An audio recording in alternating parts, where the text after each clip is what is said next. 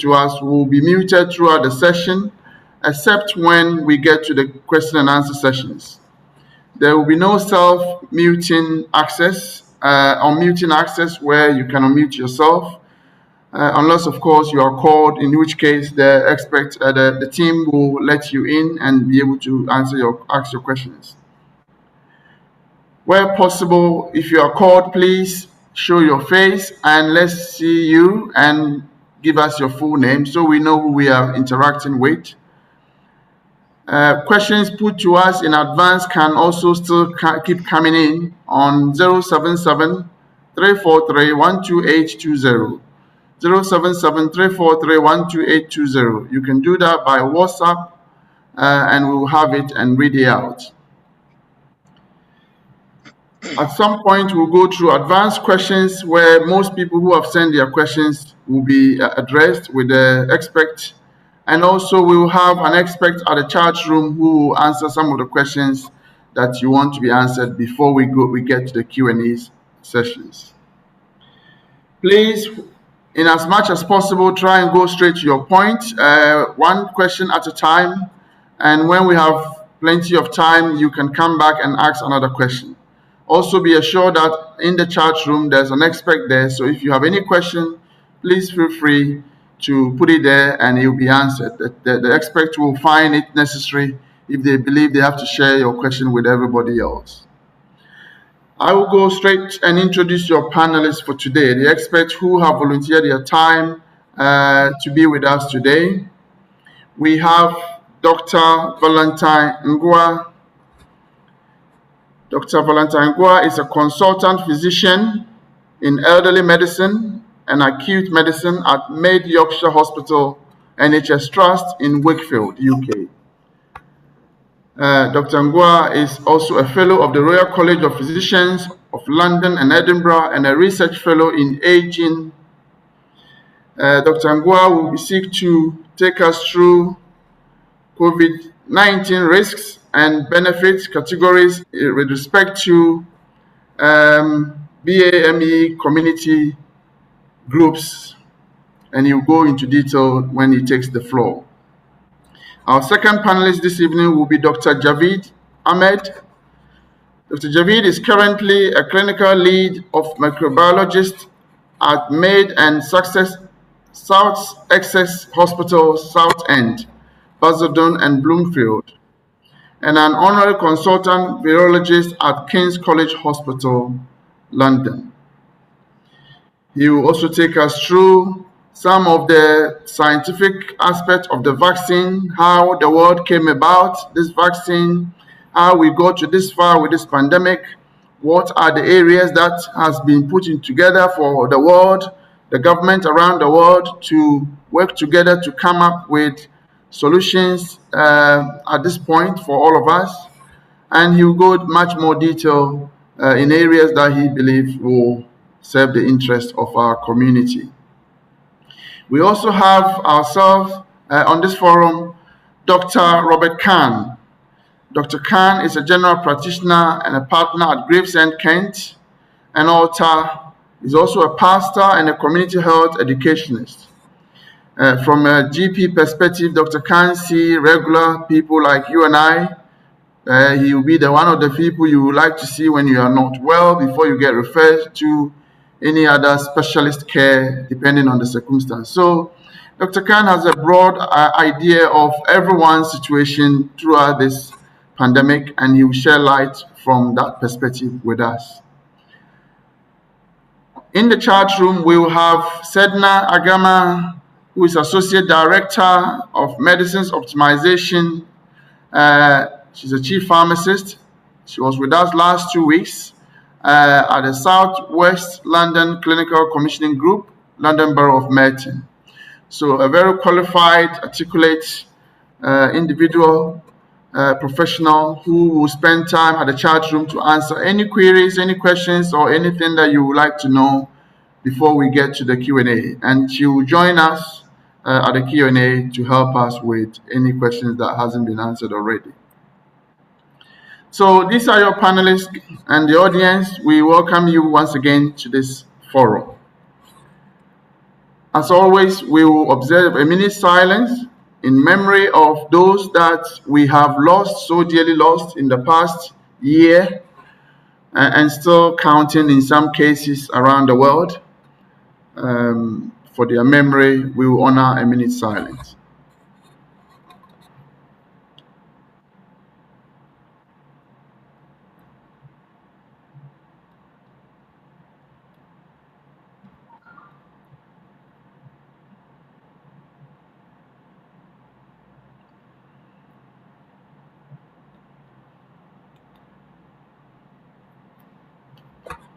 May the souls of those who have departed rest well in peace, and may their passing be a blessing to us all. Thank you. We'll go straight and conduct a poll. It's one of our key reasons for being here is to find out as a community how we are getting on with this campaign, and how much more we need to do to try and get all of us to a safer end at the end. So, Linda, if you can project the poll for us, the first poll, to find out as a community, as a people, where are we with this awareness and the vaccines and everything else going on around the world and UK specifically.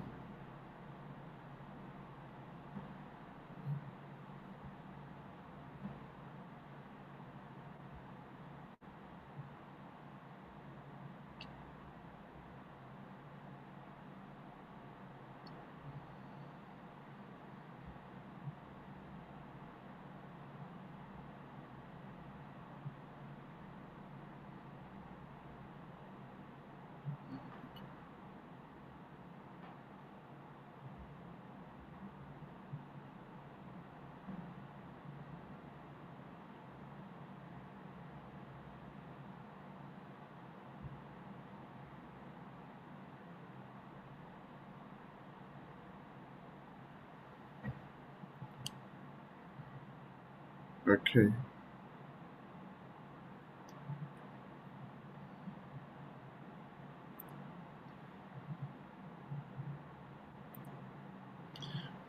Right, I believe the poll is done. We will get back to you with the result at a later stage. At this point, we'll go straight to panel presentation.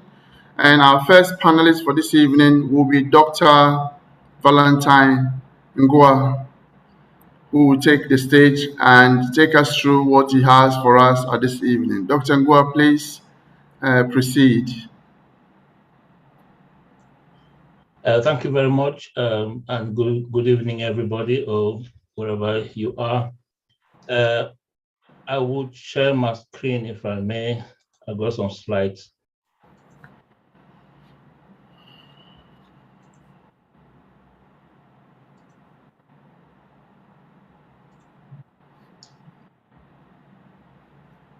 Right. Once more, thanks again. I will be talking this evening on the vulnerability to severe disease in COVID. As we all know, a large majority of people who are going to have the infection would not have much symptoms or very mild symptoms. At the end of the day today, the idea is to try and see who are those who have severe symptoms and who are those who die and why do they have those severe symptoms. So an outline, I'll give a brief talk on the risk factors involved. I will try and differentiate between age, in which we know age is a very strong risk factor in COVID. Talk about the new kid of the block, which is the hyperfunction theory, which underpins many of the vulnerabilities that we see. That said, your risk of having COVID infection depends on two things. One, or your risk of having severe COVID depends on one, the risk of getting the infection in the first place, and two, the risk that when you do get the infection, you will have a serious one, so your individual vulnerability. Now, the risk of getting the infection in the first place is dependent on two main factors. One, where you are in the community, the prevalence of the COVID in the community. So if you live in an area where there many people do have COVID, then your chance of having it is higher. And also what your personal circumstances are, like your job, whether you're those that the type that goes out and meet many people as a delivery drivers, Let's just keep this slide at the back of our mind. We're going to come back to it when we start talking about the vulnerability as concerns the BAME community. But that said, what COVID has shown to us is a difference in what you understand how infections normally happen. Normally, we know infections happen in a U-shaped format. So in childhood, in infancy, your risk is higher of actually having severe infections or dying because the immunity is not strong enough. But that risk decreases up to about 8, 9, and maybe 10 years, and then it starts getting worse. So there's a typical U-shape of risk. However, COVID is showing us a linear graph where the risk in infancy in the 20s is very, very minimal. Starts going up in the 30s, and then by 60, it becomes exponential. And it is said that the risk of dying from COVID at the age 60 is 30 times the risk of dying from COVID at age 20, which means age is a very, very strong risk factor of COVID-19. But those who say age is just a number might actually have something to say. Here are two ladies celebrating their 80th birthday. Both of them are 80 years old. While the one on the left is wheelchair bound, and of course, looks like she has many other diseases. The lady on the right is bubbling with life. Looks like she's just about to go to the nightclub that evening. So the two 80-year-olds, but they're aging differently. And what I want us to look here is to look at or to conceptualize yourself like in a car. I'm going to look at these two ladies like they're going down to London. Those who have not been to England or who have not been up north, Leeds is up north. So imagine you're going down to London and it takes about 3 hours if you're driving fast. Now, if London is a destination for many diseases of old age, then the lady on the left looks like she's speeding to London. Meanwhile, the lady on the right is going slowly. So she's at 70 miles an hour. She's going to get there in 2 hours, 30 minutes. She's at 40 miles an hour. She's going to get there in 5 hours. Why this is important is because we're going to understand how vulnerability are tied to aging, because the diseases that we're getting are diseases of aging. Nobody has died from old age alone. You die from disease that come with old age, the diabetes, the hypertension, the stroke disease, the COPD, the dementias. So if you keep somebody as long as possible, they're going to pick that disease up. Whether it's at 100 years old or 120 years old, they're going to get it. We age differently. Some are going to age faster, and some are going to age slowly, which therefore means that the issue is not just the chronological age, it is the comorbidities that come with age. And that's what defines the biological age. So your chronological age is not a big issue. The issue is the diseases that comes with it. And those were called the deficits. And I'll define a deficit here in 3 formats. 1, it gets worse with age, it leads to a worse outcome, and doesn't saturate easily. So let's take, for example, the type 2 diabetes. You don't get it when you're younger, of course, unless it's exceptionally rare. But as you get older, you get it. It leads to a worse outcome because you can have strokes and heart attacks by being a diabetic.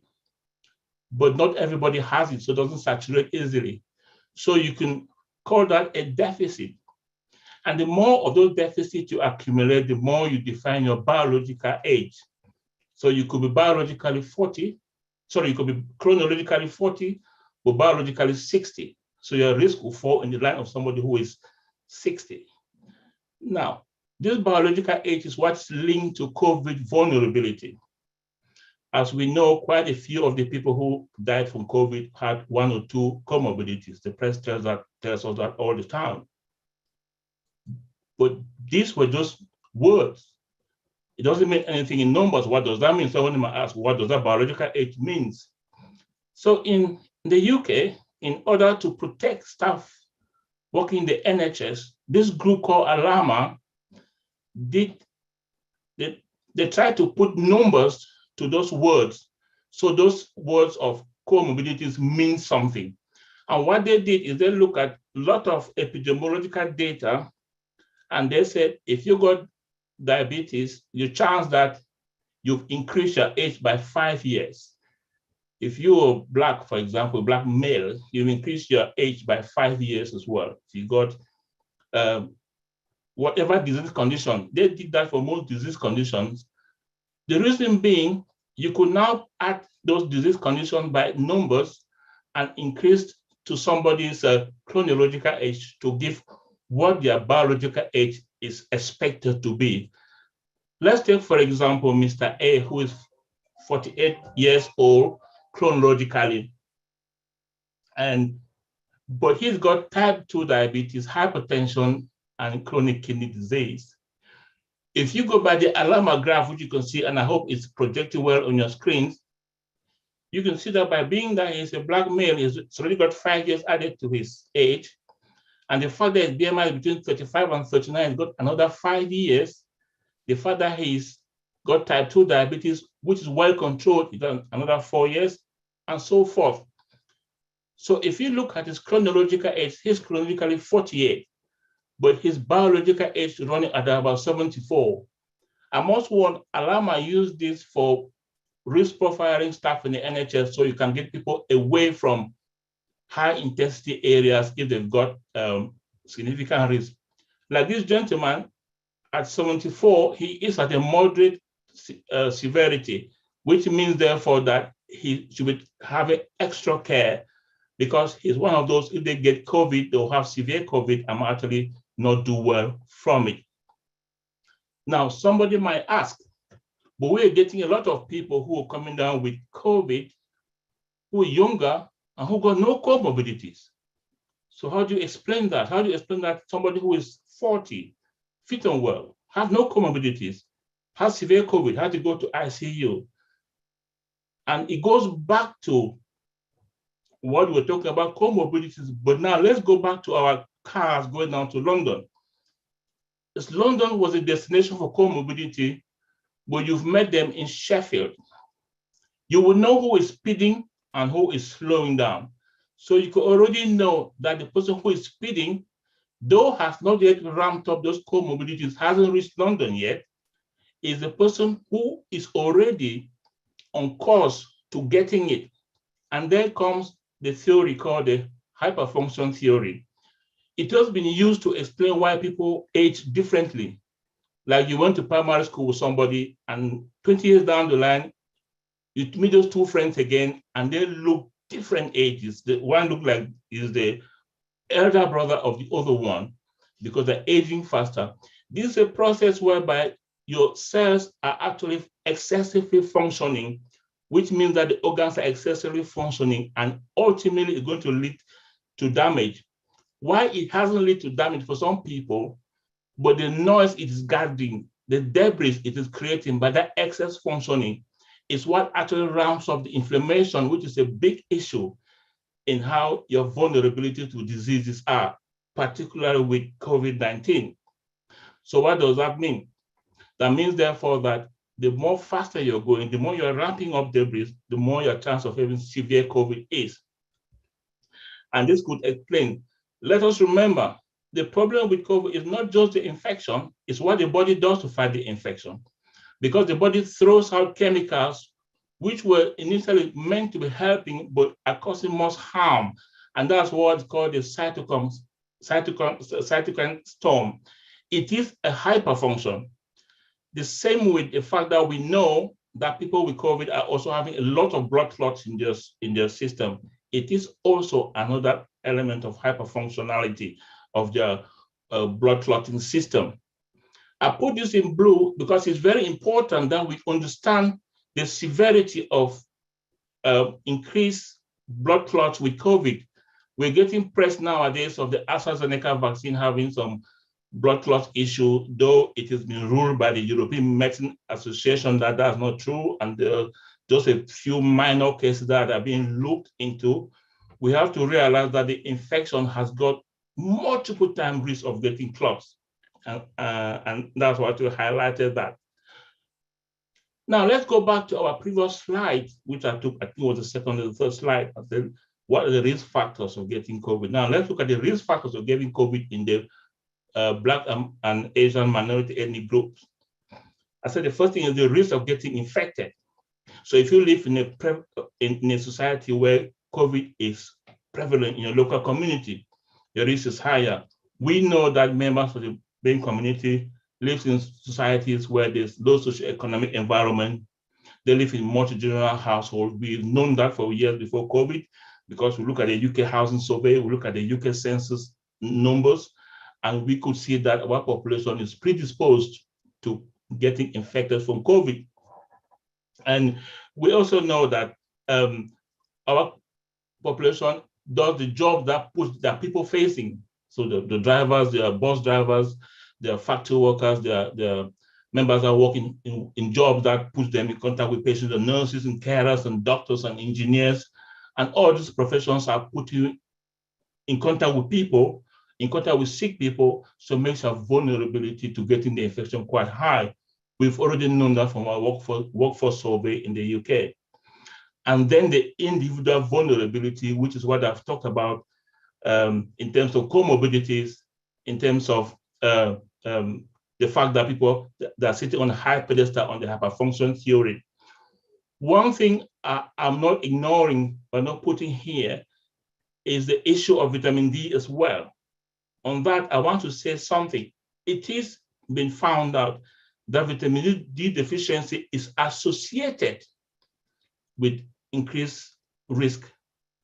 But the causation, remember, association is not causation, because some people think that when you give vitamin D when you got COVID, you would get cured. Actually, studies have been done showing that if you give vitamin D during the infection, it doesn't do much. You really need to be getting your vitamin D levels higher before you get the infection, if at all. So just a few suggestions on what to do to reduce your vulnerability to COVID-19. And again, this is going to be a very exhaustive topic, so I'm not going to use a few minutes to actually go through it, but just a few pointers on your COVID-19 is to know your vulnerability and not to sit down and say, well, I'm young, and so I am not vulnerable. Vulnerabilities could be overt and could be covert. Those that know they got hypertension and diabetes, fair enough, they know they got overt comorbidities, but sometimes you do not know until you get the infection, and that's why we're getting younger people in hospital very sick. They never knew they could be that sick. And of course, the normal protection, face, and hands. I try to always be polite, not to tell people take the vaccine, but to say consider taking the vaccine. But that's me saying take the vaccine. I've had two Pfizer vaccines, and sometimes I used to wonder when I tell people come to see me in hospital and I prescribe a medication that I've never taken, and they trust me to take it. And then when I now prescribe a vaccine that I have taken, then they don't trust me to take it. That I don't understand. On hyperfunctionality is a good old lifestyle.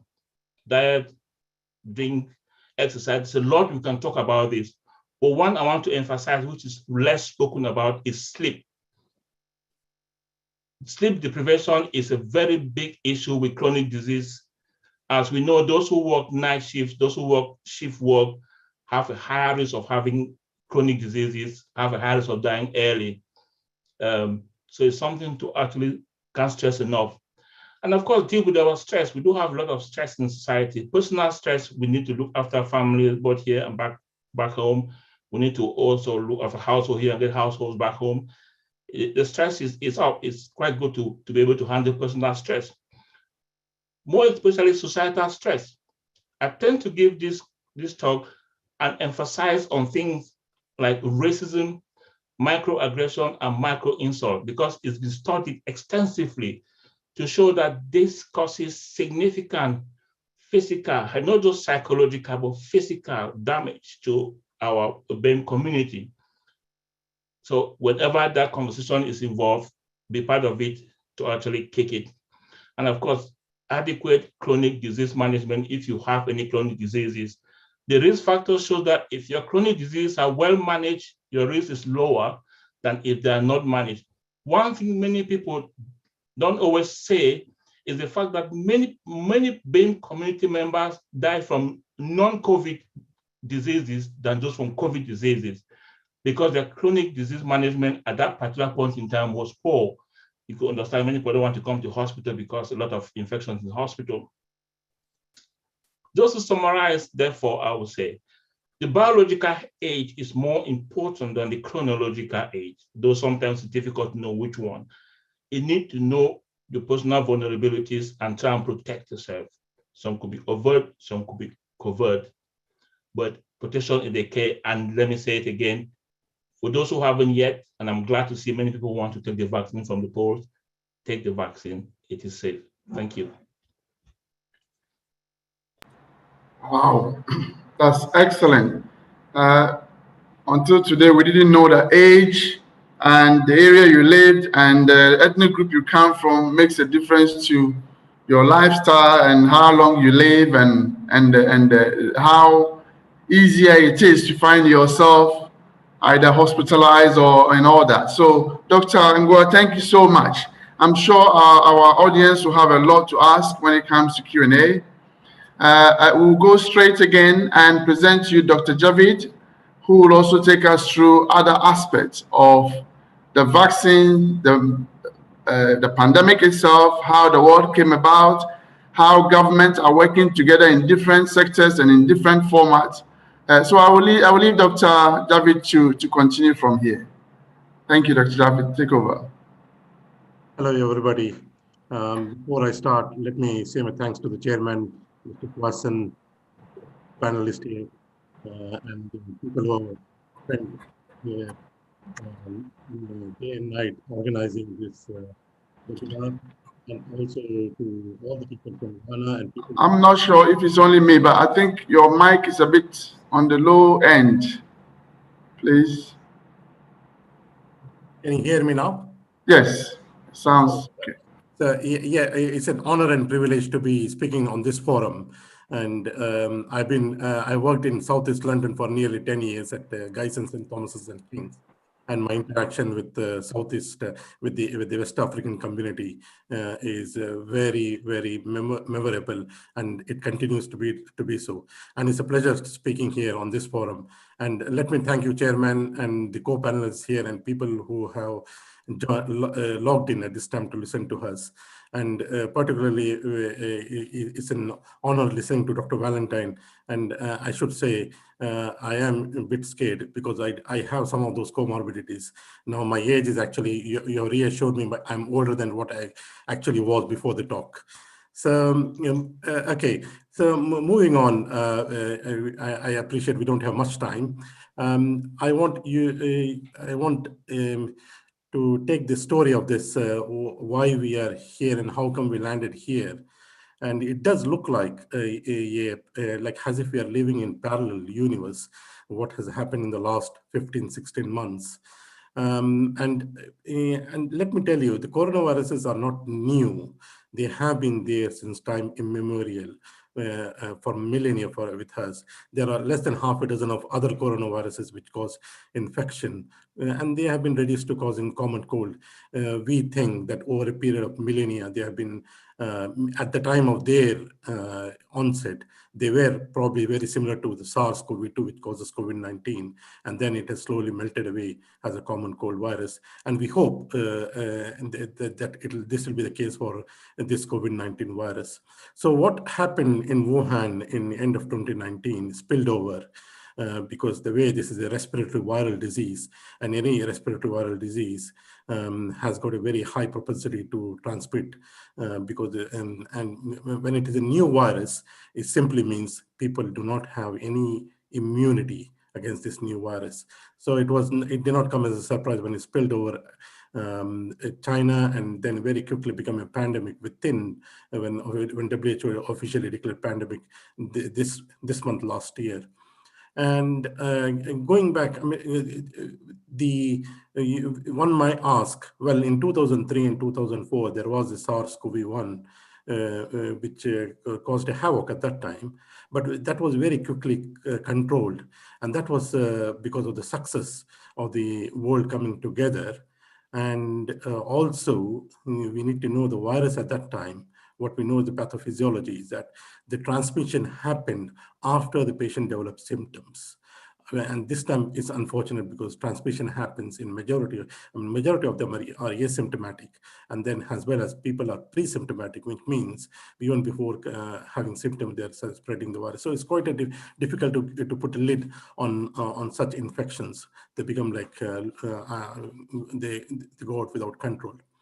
So there was some whispers that this was designed in the lab or this was deliberately released. It's unlikely to be any of that case, simply because if somebody has to design a virus, viruses are either RNA or DNA, which are basically nucleic acids, and they are the SARS-CoV-2. They are encased in a helmet, what we call as nucleic capsid, and that in turn is covered by an envelope. So the SARS-CoV has got all of these, and the nucleic acid, which is well hidden inside the helmet, which is well protected, carries the codes for covering this nucleocapsid, the nucleic acid itself, and the envelope. So somebody to design a virus, somebody has to be a million billion times clever than the most intellectual virologists present on the planet. So it's just like if you have a box of Lego puzzle, if you take it from a shop and bring it home, you just can't shake it and make it your end product. It's the same thing with the virus nucleic acid. So it's very likely it has mutated from a natural coronavirus, and it has taken a few steps in effectively transmitting in humans. And when in January 2020, the Chinese government published the genome of the SARS-CoV-2, which was very helpful. And very quickly, a couple of German scientists and some of the American scientists and many of the European scientists, they took this code. And mind you, there was already a pre-existing knowledge of the coronaviruses. Some people ask, how did we develop a vaccine less than a year? To give a bit of background, the fastest vaccine which was developed prior to this vaccine is mumps vaccine, and that took less than 5 years. So developing a vaccine is not a joke. It takes years and years. So people rightly ask, how did we arrive at the vaccine in less than a year? Well, to be honest, people have been studying coronavirus for the last 40, 60 years. There have been scientists who have spent their entire life.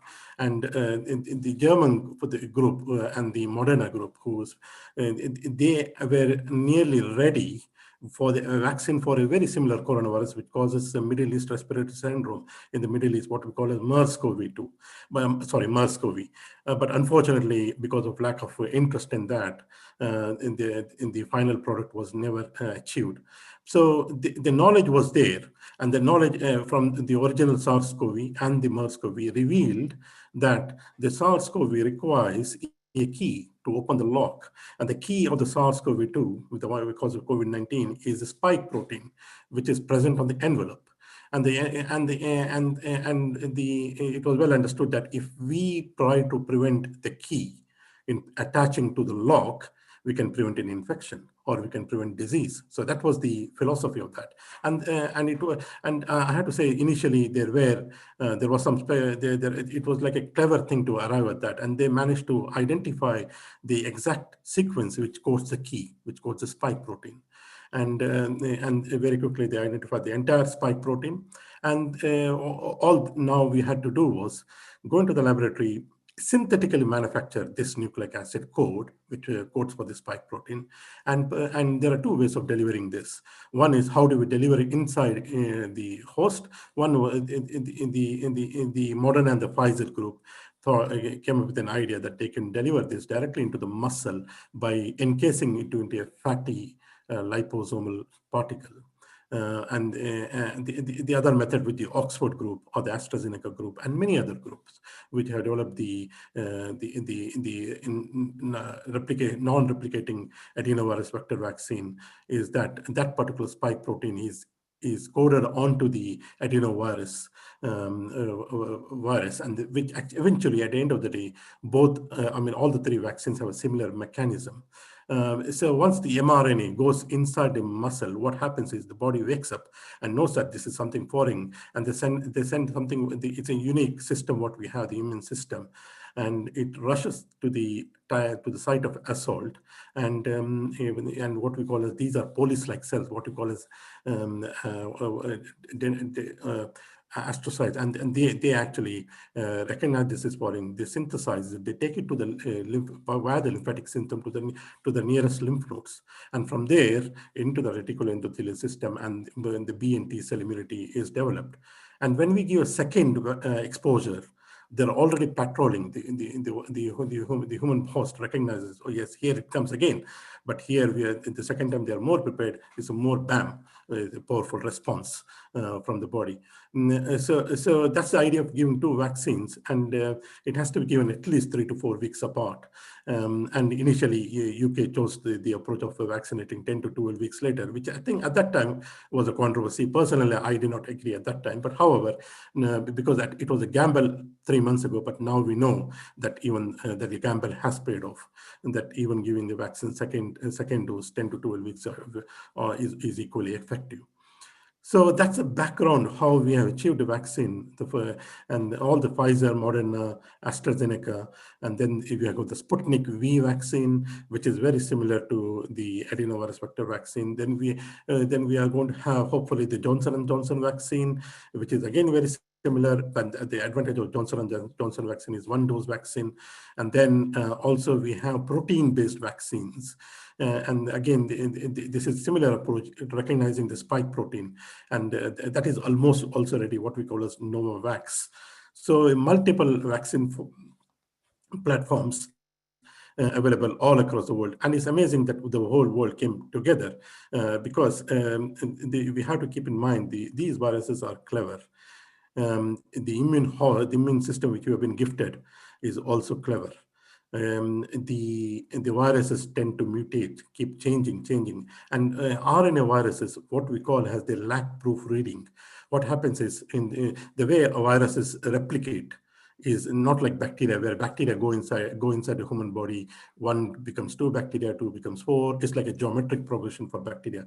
But viruses are beyond numbers. Within the same day, in a single human host, viruses from a few hundred copies can go up to a few billion copies within a matter of a day, and even up to 3 trillion copies. But the disadvantage to the virus, we could say, is that because it is replicating on such a massive scale, it does not proofread these, whether this nucleic acid is it correct or not. It tends to create errors, and that errors what we call as mutations. And sometimes the mutations can be disadvantages to the virus. It can, the virus may die out. Sometimes it confers advantage. The way it confers advantage is that the spike protein, the key, might become more better in attaching to the lock, more refined. It's like having a finer locksmith developing a finer key. And sometimes it might confer the advantage to the virus by actually going inside the cell and replicating better. And sometimes the mutation can confer, like it may not kill the host, because it doesn't serve the virus that if it kills the host. If it just gives a very mild infection, it will infect more number of human beings. So when you read this in the popular press, the mutations happening day in, day out, like in India now they say it's a double mutant. Then you've got a UK mutant and South African mutant. I mean, I would like to gently warn you not to believe the popular press in that. Popular press always likes to create heat for them to attract attention.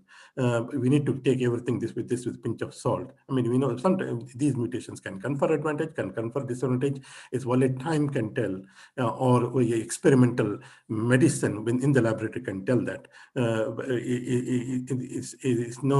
It's a bit of a speculation when people come up with all these crazy theories in advance without any proof of experimental medicine. So that's my advice on the variants. And variants will keep on coming. That's with the nature of the viruses which will in. For example, the flu vaccine, why do we get a shot every year? That's because flu viruses are more prone for mutation, more prone than SARS-CoV-2. The flu virus mutates so much that sometimes the next year it could be a massive change. Sometimes it could be a very massive change leading to a pandemic. But thank God that doesn't happen often. So every year we need to have that flu vaccine. The same thing is likely to happen with the COVID-19. The viruses will keep changing. At this point of time, none of the vaccines which have been licensed to use have been obsolete. What I mean is they still function against the variants. They still have have efficacy against the variants. So, but a time will come when, because of constant vaccine pressure, constant mutations, the viruses, the vaccines may lose efficacy. But at that point, we don't need to reinvent the whole wheel. We have the knowledge of manufacturing a COVID-19 vaccine virus. Now we have the knowledge. So all we have to do is we have to teach the backbone of the vaccine, and then we don't need to again conduct massive studies. It's just a minor tweak, and we can be ready. So my guesstimation, or rather I would say a bit of speculation there, is that possibly we might have a newer vaccine probably towards the end of autumn, where all of us may still have to get the new vaccine, and maybe that will happen every year. The experts, I mean, I know, because a lot of people ask me, when is this going to end?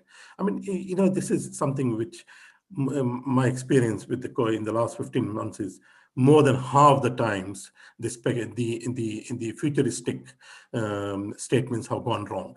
So I don't want to make any futuristic statements here, but I can give a scenario. The scenario would be that vaccine is likely to be the end game. I mean, if you have to see we are not going to eradicate this virus. Don't think that one day we'll wake up and the virus is gone. No, it doesn't. It will not happen. The coronaviruses, we know from the knowledge we have, that possibly they will melt away. The most positive hope is that they will melt away like a common cold virus. On the other hand, the most pessimistic view is that, well, this virus can become more can cause more fatality. Hopefully, it doesn't happen that way. I mean, we live in hope as human beings, and even at the end of the day, you see, one thing I would like to warn in the background is that, people are beginning, particularly in richer countries, and they are beginning to normalize this COVID-19. Now we got a vaccine now, but now you see, for example, you see flu or malaria or TB. We got there are developing vaccines against those, and there is a vaccine against flu. But despite the vaccine, there are still hundreds and thousands of deaths of flu happening in the worldwide. So we should not normalize the COVID-19. We still, it'll be a bit foolish for any of the governments across the globe to normalize this COVID-19, particularly in resource-poor countries. Now, in terms of the vaccines, I already gave you the vaccines which are available and the number of doses. And there is a global vaccine union, which is called COVAX, which I'm sure people from Ghana might have heard. And COVAX is a kind of a non-profit kind of a body where people, where resource-poor countries can get the vaccine. Ghana was the first country to get the AstraZeneca vaccine supplied via the COVAX scheme. So there are good things which have happened in this. The world has come together, irrespective of the race, religion, the color. People have worked together under a one common umbrella, which is amazing. I think credit needs to go also in that direction. So, so coming back to the question, what is the future? I think possibly a vaccine is likely to be the end game, and we may have to get vaccinated possibly every year. I believe, I appreciate completely people who do not take the vaccine, and there are reasons for that. I mean, there has been 300 years of racism, which has happened in the Western world, and lo and behold, we can't just come and say, take this vaccine. Just like Dr. Valentine very cleverly said, or very wisely said, consider taking the vaccine. I mean, at this time, I can reassure you, millions of doses have been given of the Pfizer, the Moderna, the AstraZeneca vaccine, millions and millions. We're talking about more than 1 in 2 adults in UK have been vaccinated with either one of those two vaccines, Pfizer or Oxford AstraZeneca. there has been the vaccine side effects, if at all if they happen in the first 4 to 6 weeks. Any vaccine side effects happen within the first 4 to. If anyone tells you something differently, ask them where they got information from. Any vaccine, for example, it's not like somebody saying, oh, I had my child had my MMR vaccine in 1990 and he developed a very serious disorder in 2005. It doesn't work that way. The vaccine side effects always happen within the first 45 days after having the vaccine, and more than 3 months have happened since at least more than millions of people have got vaccinated in UK. And what do we see? We don't see any kind of serious side effects. I want to mention a brief 1 or 2 lines of this AstraZeneca. AstraZeneca vaccine has got an efficacy, and the end point of these vaccines is not eradication. It's not preventing the infection. The end point is preventing severe disease. The end point is preventing hospitalizations. And we are seeing, hopefully in UK, hopefully a reduction. And I don't think it's entirely due to the lockdown. Those who have had a first and the second experience of lockdown in UK know that very well, that in the second lockdown, hardly anything was in lockdown. The traffic was same, and when compared to the previous one, only the shops were closed, but the business, I think, almost was like normal. So, and the schools have been working since the last 3 or 4 weeks, and only we see a tiny, just less than 5,000 to 6,000 cases in the country. So, my feeling is that possibly it is due to the vaccines, and let's hope it that way. Let's be positive that way, that this is due to vaccines, and so that's my reassurance to people that these vaccines are safe. And I'll tell you, when the Pfizer vaccine came and the Moderna vaccine came, it was such a huge relief to the scientific community. Way back in September 2020, no one had a clue that we will have a vaccine by December 2020. No one had a clue. And even if they had a clue, no one was anticipating that the efficacy of these vaccines is more than 95%. Just to tell you the fact, FDA, for example, was ready to license a vaccine which gives a protection more than 50%. This was July, and that's their policy. That's still their policy. That's why you see so many other inactivated vaccines like Sinopharm vaccines, the Chinese vaccines. They're also equally good. They have got efficacy of more than 50%, and that's why they have been licensed. So these are all, at the end of the day, fantastic vaccines. And when you look at their contents of the Pfizer and the Moderna and the AstraZeneca, particularly the mRNA, the Pfizer and the Moderna, how many ingredients does it have? Less than half a dozen. And when you buy any kind of processed food from a supermarket, just see how many ingredients it has. And I was shocked to hear when my children said that when you take chips from KFC, there are 17 ingredients, and one of the ingredients in the chips is just to maintain the originality of the chips, because the other 16 ingredients have killed the natural taste. So, when you compare that to mRNA vaccine, these are less than half a dozen. And what does it have? It has got a laboratory manufactured synthetic nuclear, the mRNA spike protein. Then it has got the other components, which are like sucrose, which is basically sugar, the cholesterol to deliver the vaccine. So it's a very tiny amount of, it doesn't have any animal products, doesn't have thimerosal, and for many of the religious communities, doesn't have any kind of harmful things which conflicts with their religion or their culture. So that's the summary of the vaccines. Yeah, I think I'll conclude it here, and I'm happy to take any questions in the Q&A forum. But again, I said it's been an honor and privilege to speak to you all, and I feel so special now that you brought me here to speak to you, and makes me feel that you are my brothers and sisters here. Thank you very much. Thank you again. This program is brought to you by WorldRemit, a fast, reliable, and better way to send money.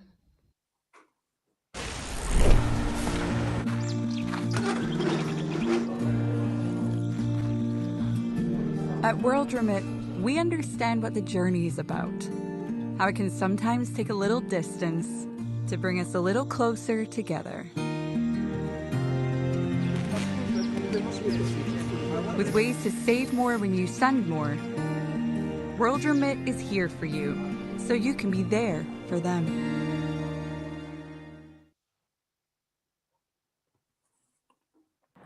Thank you so much, Dr. Javid. This is such an information. Until you hear experts like yourself who have been on the field and understand the varieties, the variants, and all the kind of technical words that are on our shoulders every day, we take for granted how much work has gone into a whole lot of things behind the scene. And we thank you for the knowledge that you brought to us. Because of time, we'll go straight.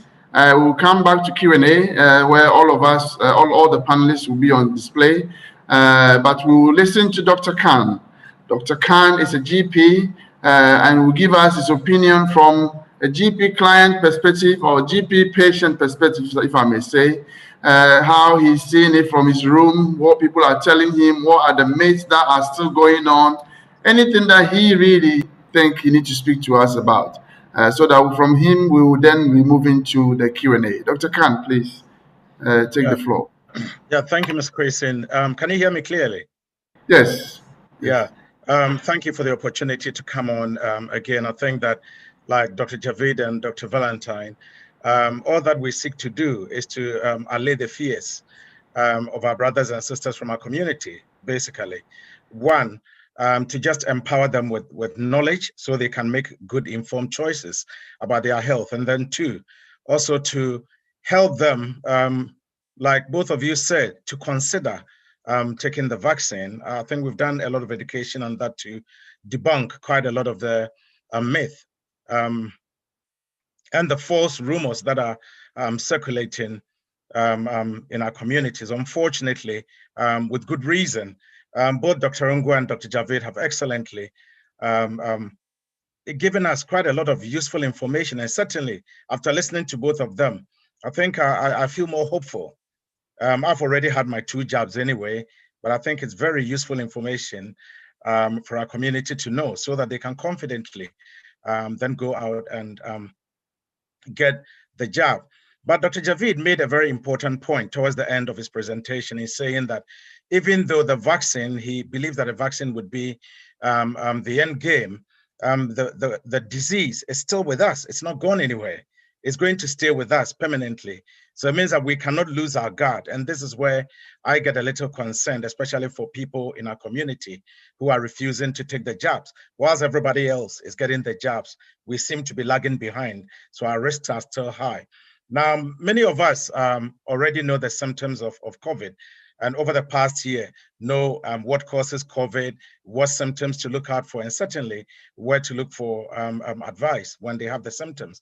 But just quickly, most people will know that once they've encountered the virus, they might have a cough, fevers, muscle aches, tiredness and fatigue, shortness of breath, in some cases, loss of taste, loss of smell, headaches, and other symptoms that come with it. Not everybody gets the severe disease. A great majority of people do not even develop the symptoms at all, even though they are carrying the virus in their system and passing it on to others. And like both Dr. Engu and Dr. Javid said, some people are more vulnerable. And unfortunately, when some people get come into contact with the coronavirus, they might end up going on admission to the hospital. A number of people may develop severe disease but may not need hospital admission, but it is still more than enough to cause debilitating disease with long-term consequences as well. And we all know that severe COVID disease can affect multiple organs in the body, can affect the lungs, can affect the brain, can affect the liver, can affect the kidney, certainly the circulatory system. We've seen patients developing blood clots, for example, time and again. And certainly for me as a GP in the community, one of the things that we see when people have been discharged from intensive care and from acute care as well is that after a few weeks, they might call you still complain of shortness of breath. Sometimes you do chest x-rays, you realize that the lungs are still infected. Are you with me? And occasionally patients have developed the blood clots, either in the legs or in the lungs, after they've been discharged from a few weeks after being on admission. People are beginning to hear the term long COVID being used in the community, and certain community clinics being set up as well to manage the complications of COVID. Because once you've been discharged, make no mistake at all, if you develop severe COVID, it is by no means disappeared completely. It takes a bit of time for patients to make full recovery. Now, the symptoms that a person develops after having COVID, it depends on the severity of the infection. And still a lot of research is going on to identify the long-term problems that occur afterwards. COVID is still a new disease during this pandemic. So more research would come out so that healthcare professionals would understand that when somebody, for example, goes on intensive care, goes on the ventilators, is discharged with severe COVID, what kind of outcomes do we expect? But in the community, we're already seeing some of the severe complications that patients develop. Quite commonly with most of my patients that have been discharged from either intensive care or from being on admission with COVID, you would see the effects of severe pneumonia, for example. It takes them a while for the lungs to recover. You see patients come home, they give the GP a call after about a week or two. They say that, oh, I was treated for COVID, I've completed my medication, but when I climb upstairs, I'm feeling quite short of breath. I'm breathless after walking about 40 meters away. And especially when I try to go uphill, I'm struggling. That is true, because once you develop severe COVID affecting the lungs, some patients will develop something we call fibrosis, which is a hardening of the lung tissue. And it takes a while for the lungs to come back or develop their original texture. That is if full recovery is guaranteed anyway. I've had a number of patients calling, complain of night sweats, that at night they are sweating quite profusely, even though they've not covered themselves with duvet. Are you with me? And the temperature in the room is quite cool. During the day, they're fine. Some patients complain of fatigue. It's certainly one of the commonest things that patients are complaining about. And that is not surprising, because there are quite a number of viral conditions that will leave you with chronic fatigue, where the patient feels tired all the time. Patient feels as if I don't have the energy to do anything at all. Low mood, anxiety, poor sleep patterns have been noted as some of the complications of developing COVID disease, and certainly fast heart rate, tachycardia. I've had quite a few patients calling in saying that they are getting palpitations, and yet you do the ECG, all you see is a fast heart rate. They've been to the hospital, they've had the workup to check to see whether they were getting a heart problem. All the workups were fine. It just happens that because they've developed COVID and are recovering, the heart rate is a bit faster. It takes time for it to go down. Certainly some patients have been calling in with memory problems, concentration problems, saying that since they developed COVID or since they went on admission, they can't remember certain things. And we are reassuring them that it might take several weeks before they maintain full recovery. So make no mistake at all about it. COVID is a serious disease. And once you end up on admission, you're not going to just recover quickly over the space of just 2 to 3 weeks. Now, what do we do in the community when patients have been discharged? It depends on, one, how long they spent on the ward, two, whether they required any ventilation, three, the damage that has been caused to the body organs, for example, the lungs, the kidneys, the liver, whether they developed any blood clots in the lungs, in the calves. So, and then again, it depends on the age. It also depends on some of the things that Dr. Ngwa described, whether the person has other comorbidities. We tend to see that quite commonly if somebody has multiple comorbidities, hypertension, stroke, diabetes, heart problem before they develop severe COVID and ended up on admission, a number of them don't make it out of hospital. For those that make it, some of the patients I'm seeing have developed, for example, renal failure. Their kidneys are almost packing up. For some patients, the lungs have been so badly affected that they require oxygen back in the community as well. Luckily enough, in this country, we do have the resources to manage patients both in the hospital on outpatient basis as well as in the community. So when patients have been discharged, we do get what we call the electronic discharge letters. We do make follow-up calls. There are also community clinics, and the community teams also take up some of the follow-ups. So For patients that need follow-up x-rays, we would repeat the x-rays, we repeat the CT scans of the appropriate part of the body. And then in some cases, we may repeat the blood tests that were done in the hospital if the patient is still complaining that they don't feel better. There's also community nursing support for those who need it. We do have specialized nurses who are helping us manage the chronic kidney deterioration, as well as any cardiac complications or heart complications, any stroke. We do have occupational therapists in the community. And one of the things we're realizing, as I said, was that make no mistake at all about it, when somebody ends up on a ventilator in a hospital, there are patients that are coming out with features of post-traumatic stress disorder. They come out having all kinds of nightmares and all kinds of dreams and all kinds of mental health effects as well. The anxiety at night, the poor sleep pattern, they can't sleep because of fear. Are you with me? Some people developing depression. For some patients, we've had to signpost them to psychotherapy, counselors, to community secondary care, certainly to have some sort of counseling to help them overcome the low mood, the depression, and the features of post-traumatic stress disorder that has resulted from them being on admission for a long time.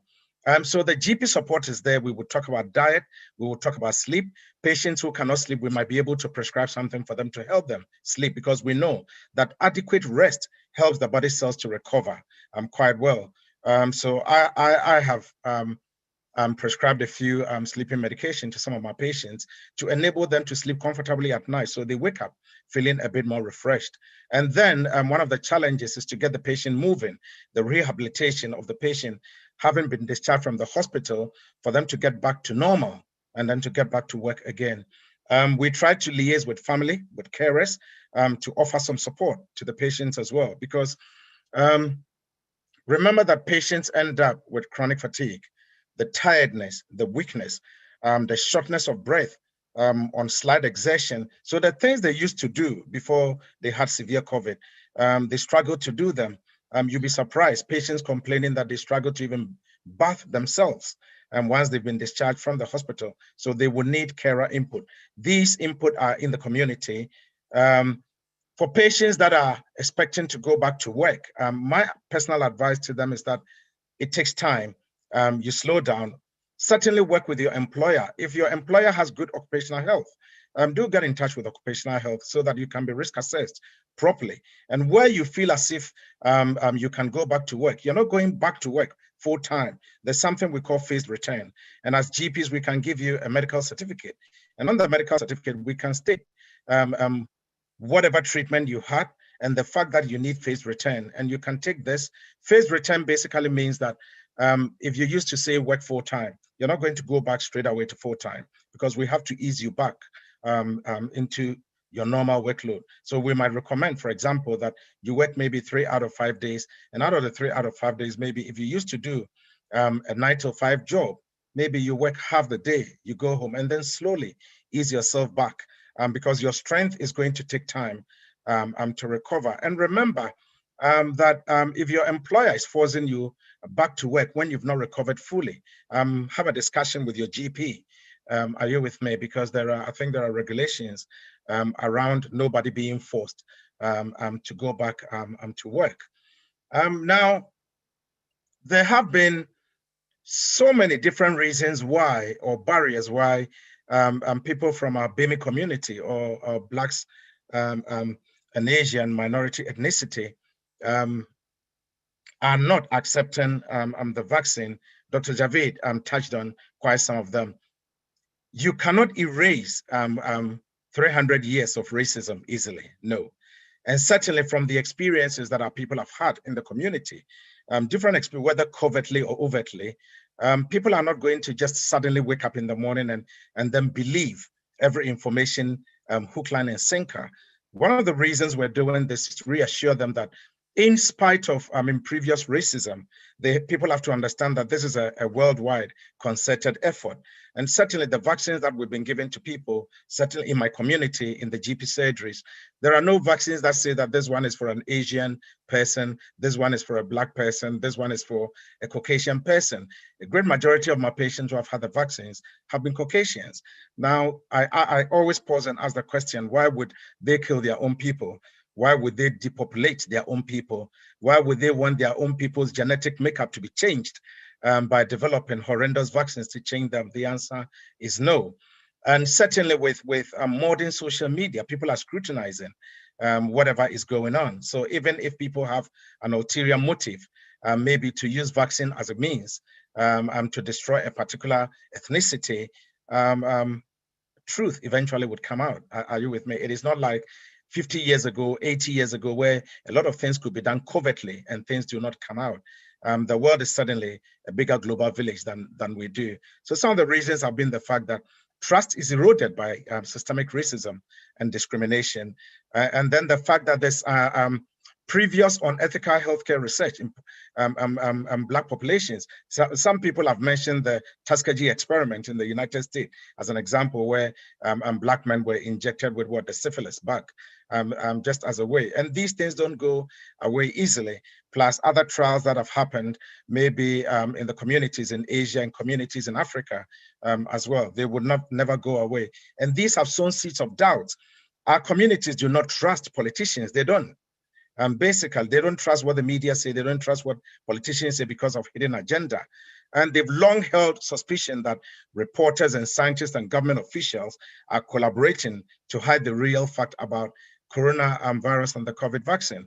I always keep challenging those in authority that trust must be maintained. That trust has to be there. If they want our communities to take up the vaccine, then they have to be very clear in terms of how they collaborate with our community. Some people, reason is that they think that big pharma or the big pharmaceutical companies are out there to make money. And certainly there were people, some of my colleagues from the healthcare system who quoted certain trials, discredited trials. I remember one particular trial discrediting hydroxychloroquine, for example. There were people from some of our countries who said that, well, if you take a country like Ghana, we may not be able to afford have the millions to buy the vaccines in bulk quantities. Where is the money going to come from? So if there are treatments like hydroxychloroquine or things like doxycycline, ivermectin, medications like this that can help our community, why are people designing trials to, for example, falsely label these medications as either ineffective or quite bad? And a lot of these trials were sponsored by Big Pharma. So it tends to create a bit of doubt or sows seed of doubts in the minds of our community that, hold on, what is going on?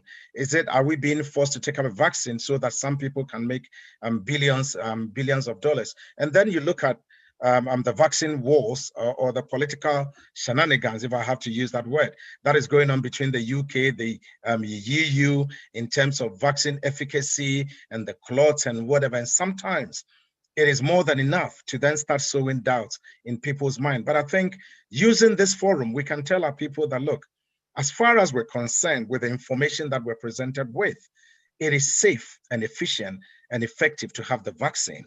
And nobody is out there to destroy our community. Some people have quoted the 5G conspiracy theory as a way, for example, of Big Brother monitoring people from our community that, for example, and I read in some of our social media platforms, some of the videos circulating, that the reason for the two vaccine strategy is that the first vaccine primes you, it primes the body's DNA or RNA, and then when the second vaccine contains something like a chip that allows people to be monitored using satellites from space, basically. Now, I don't think that is the reason for the two vaccine strategy. To help us. Basically, it is just to boost the immune system, not to introduce any chip into anybody's skin or anybody's body for Big Brother or big governments to monitor us from afar. We are being monitored anyway, as long as you have a modern phone, and as long as your date of birth is out there, and as long as you have a bank card with a chip, and as long as you have a credit card, and as long as when you're traveling, you submit yourself to fingerprints and iris scans and whatever, make no mistake at all about it. Your information is out there in outer space. You can't hide, you can't run. So there's no need to be scared about any chip that is coming. And again, finally, why one of the reasons people are not taking up the vaccine is the healthcare experiences of BAME people within the NHS. And I keep telling people that even for me, as a healthcare professional, I've been to A&E with my son, and the experience wasn't pleasant to talk about. And until I mentioned, I challenged the person who was looking after my son, I challenged him and told him that I was a clinician myself, and that was my local hospital. I come there for teaching, I come there for training, I come there to interact with my other colleagues. And he was just a locum, he didn't know me. But I told him that if my color was different, my son would have been treated in a different way, and my experiences would have been better. And I made it clear to him. And my probably point to those from the BAME backgrounds is that, look, challenge, if you go anywhere and you have to access health, challenge people, ask questions. When our people come in, one of the things I realize, they don't ask questions. They don't. And it comes from our cultural backgrounds, our knowledge, our attitudes, our practices, our ideas, our concerns, our expectations that the doctor is almost like God in the communities where we come from, in our countries. So people don't question healthcare professionals when they go. But I would encourage them that, look, when you call the practice nurse, when you call your GP, when you speak to your GP, certainly when you speak to specialists like Dr. Javid and Dr. Ngwa, question them, ask the questions. If they give you a treatment, ask questions. Don't be afraid at all. Don't be afraid that, and if somebody shows any covert racism or overt racism, challenge them. And out them, report the matter so that we can eradicate this. Otherwise, then our health outcomes, our health care experiences are going to continue that way until we start challenging some of these practices, whether be it in hospital, be it in general practice as well. And then so that with time, I believe that this health inequality and marginalization of ethnic minorities who seek treatment probably might improve. And to the point where our people will confidently take up vaccines, will confidently seek treatment, will confidently manage their chronic diseases much better. And I think I'll end here. And I believe that any questions that come out would be addressed through the question and answer session. So once again, thank you, Mr. Kwesim, for the opportunity to be part of this session. Thank you so much, Dr. Khan. This is very great. It's great. I mean, you have given it the finishing touch of the clinicians and the consultants who were also dealing on specific aspects of the whole pandemic and how they have been involved in their areas and all that. Thank you so much. You are one of the people that people like myself will run to you every morning and ring you the first time I have headache and all that. So when we have the GPs on, along with the experts in the big hospitals and other areas, it helps because you can articulate our views and our concerns as well. Thank you very much for being with us.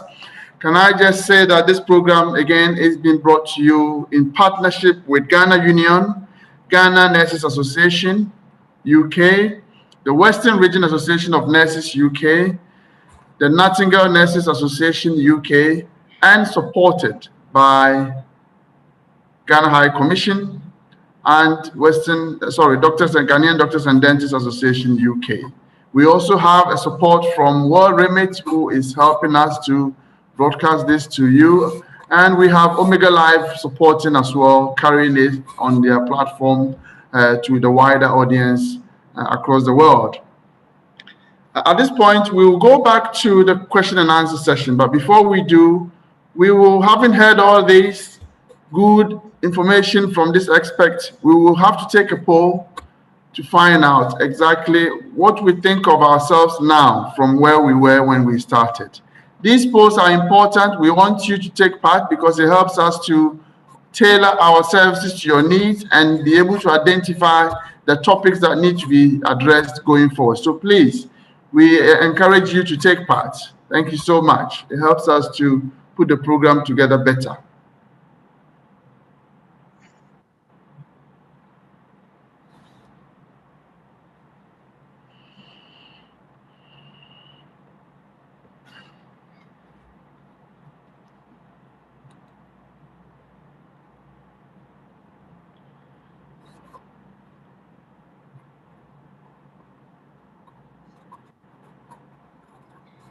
So I'm guessing that most of you would have put some questions on the chat room. I believe that from here, we'll be going straight to Q&A, where I am hoping that all of you, the audience, would have had enough questions to ask to engage our panelists, to keep them busy till the end of this session. We have about 45 minutes left, and your questions are very key. So we are going to be calling people. If you have any questions, go to the chat, the Zoom options, and raise your hand so that we can call you straight away.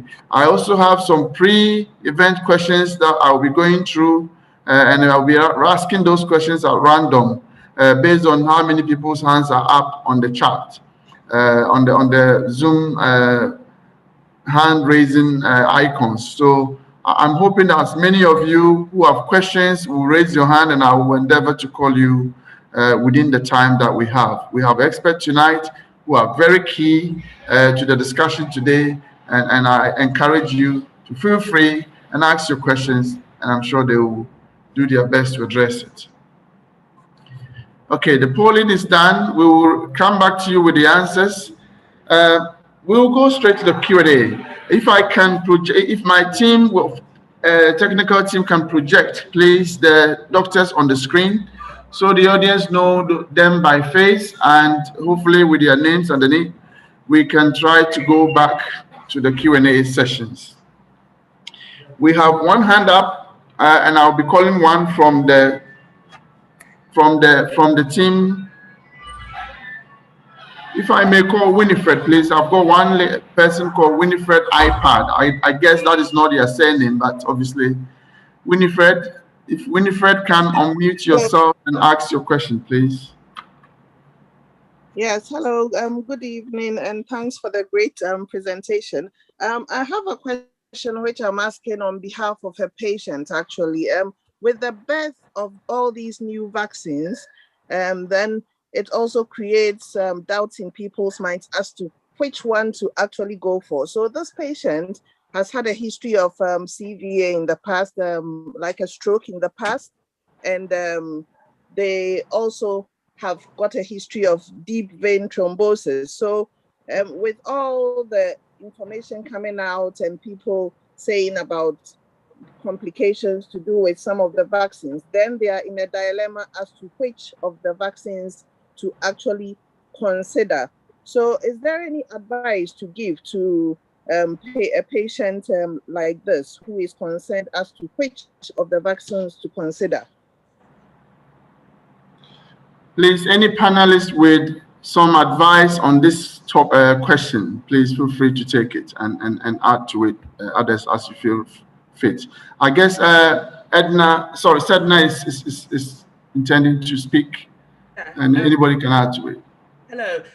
In terms of the vaccine, this patient can have either of the vaccines. There's no reason why they need to have one or the other. They're both just as safe and just as effective for the patient. The fact that they've had a stroke or deep vein thrombosis is not going to be it's not going to affect the outcome for the patient. So either of the vaccines. Just to say, I work in a COVID vaccination clinic, so I am a pharmacist and I answer a lot of questions from patients, and quite often patients do ask that. But when you arrive at the clinic, you will have whichever vaccine is being used on that day. If there is a clinical reason why you shouldn't have a vaccine offered, then alternative arrangements will be made for you. So we may have a patient who comes in and has got a history of very severe allergies, anaphylaxis, and we might feel that it's not safe to immunize them in our clinic. We will arrange for them to go to the hospital, to have their clinic under have their vaccine under close supervision. But as far as we know, there isn't an underlying condition that precludes you from having one or the other than generally allergy tends to be the reason. And even then, it depends on what the person is allergic to and how severe the allergy is. Thank you. Would anyone want to add to it, please? I think the only thing I was going to add to what Sadina said was that on our GP records, we have so many patients who claim they have certain allergies. Sometimes you would have, you speak to a patient and they say that, I was diagnosed with penicillin allergy when I was young. But then when you ask certain pertinent questions, you realize that maybe when they started taking the penicillin, they had a little bit of a rash, which was coincidental. And since then, they've had amoxicillin or co-amoxiclav or other medications, which doesn't really prove that they've had penicillin allergy. And yet, because of all this information, then they decline to have the vaccine. So like Sadina is saying, we would ask a bit more information and reassure them that it is safe. And if it's not safe, we'll make arrangement at our local hospitals for them to have it. That's all. Thank you very much. I will ask one question from the ones I received before. There's a question about if any of you can clarify exactly how many vaccines are registered in UK for administration, or and what are their basic side effects. So I think the person is trying to say, we have 2 vaccines in operation. Do they all have the same side effect, or one has something different from the other? Can the expert elaborate on it for us, please? Okay, so at the moment in the UK, we have 2 vaccines, the Pfizer vaccine and the AstraZeneca vaccine. We also have a third vaccine, which is the Moderna vaccine. Now, we don't know the exact date that we'll be using it, but all 3 vaccines have been considered by our regulatory authority, and all 3 of them have been authorized for use. In terms of the side effects, to be honest, they are pretty much the same. Some patients get them, others don't, but generally it tends to be feeling feverish, headache, aches, all of which tend to be transient. Recently, the advice is that if you have a headache, for instance, for more than 4 days, then you do need to speak to your doctor. But generally, the side effects, and I've worked in a clinic that's immunized probably close to 100,000 patients now, and the side effects are pretty much the same with those vaccines. I wouldn't say that one has different side effects to the other. It's the same side effects that a baby would have when they have their immunization. So temperature, fever, chills, muscle ache, a pain at the site of injection, but not a lot else, thankfully. Okay. So what would you say to someone, 2 people with the same age group, no pre-existing condition, taking the same vaccine, and one had side effect, one didn't have anything at all other than a pain in the arm where the vaccine was administered? What would you say to those 2 people? I would say that we're all very different. So in the same way that we all take medication and it works for one person and it doesn't work for the other, it's exactly the same. So our bodies are the ones doing the work. So when the vaccine is given to you, your body does the rest of the work. So because our bodies are all different, you will see different reactions in different patients. But ultimately, the outcome in terms of protection against severe disease, hospitalization, or death is the same for both patients. If they have no underlying conditions, then they're pretty much similar. Right. Thank you. I'll go to the chat and I call on somebody called Dr. NL Ampefi. Dr. Mpafe, thank you. Mpafe, please. I'm very grateful for this wonderful presentation by the panelists. My question is for you, Dr. Javid Ahmed. Can you please expand a little bit as to why we produce those vaccines with a limit just in a year? Can you just expand on that so that we understand why we were able to produce this vaccine in less than 12 months? Thank you. Yeah. Thank you, Dr. Mapafi.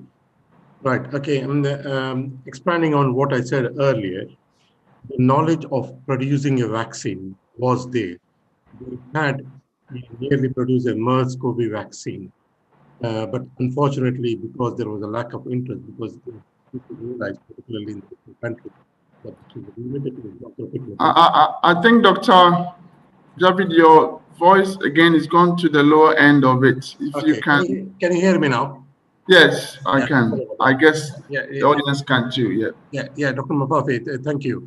So expanding on what I said earlier, the knowledge of manufacturing, the knowledge of producing vaccine in the laboratory was available already with the MERS-CoV bit, and unfortunately that did not see the light of the day because it was in the richer resource area thought it was limited only to geographic MERS-CoV.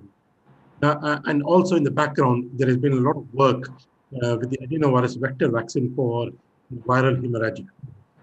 The platforms were there, and the knowledge was there, and we knew from the beginning when the genetic code was mapped way back in January 2020, that the spike protein nucleic acid component was the full spike protein nuclear code was, we were aware of that. So all we had to do was produce that nucleic acid code, synthetically insert into the human cell, or like what the Chadox group, the Oxford group did, is to insert into genetically in a live adenovirus, which is a replication deficient virus vaccine. So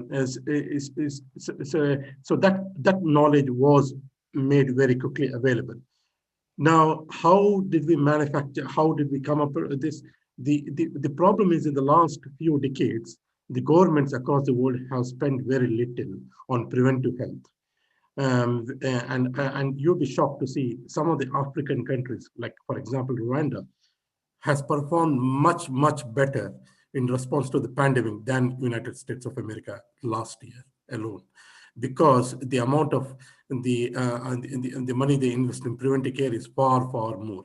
That has led to a lack of interest in vaccine mass manufacturing production.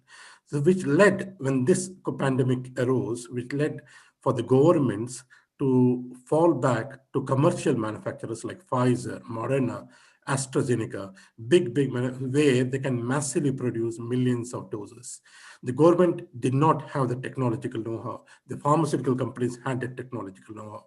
I'm not, let me put a disclaimer here. I should have said this earlier. I do not have any conflict of interest to declare. I do not get any monies, no monies to speak, I do not take any monies neither here in this forum nor in any of the previous forums. And I have not got involved in any kind of money-based pharmaceutical investments at all. So we had to rely on the big giant pharmaceutical companies in using the technological know-how and manufacturing those vaccines. And given the fact you are in the middle of a pandemic, people are dying, we cannot sit and wait and say, let's wait for 5 years and see the efficacy of this vaccine, see how safe the vaccine is. We do not have the luxury. We had to produce a vaccine, and it will baffle us if we have the technological know-how, if we have the scientific know-how. Why not roll it out to the general public instead of waiting for 5 to 6 years to wait for the data to come out? I think that's how, please keep in mind, it's not like 1 year of research in this or 15 months of research. The people, one particular expert I spoke in America is Professor Susan Weiss. She has spent 40 years in coronavirus research. There are people who have spent 40 to 50 years of their life only on coronaviruses. And there have been efforts to manufacture coronavirus vaccines for other human coronaviruses as well as for animal coronaviruses. It's just that they didn't see the light of the day. But here, fortunately, we have seen, because of in the middle of the hot pandemic, we had to, in the global world, had to respond to it. I hope that allays some of your fears or some of your questions. If not, I can go into further detail if you would like.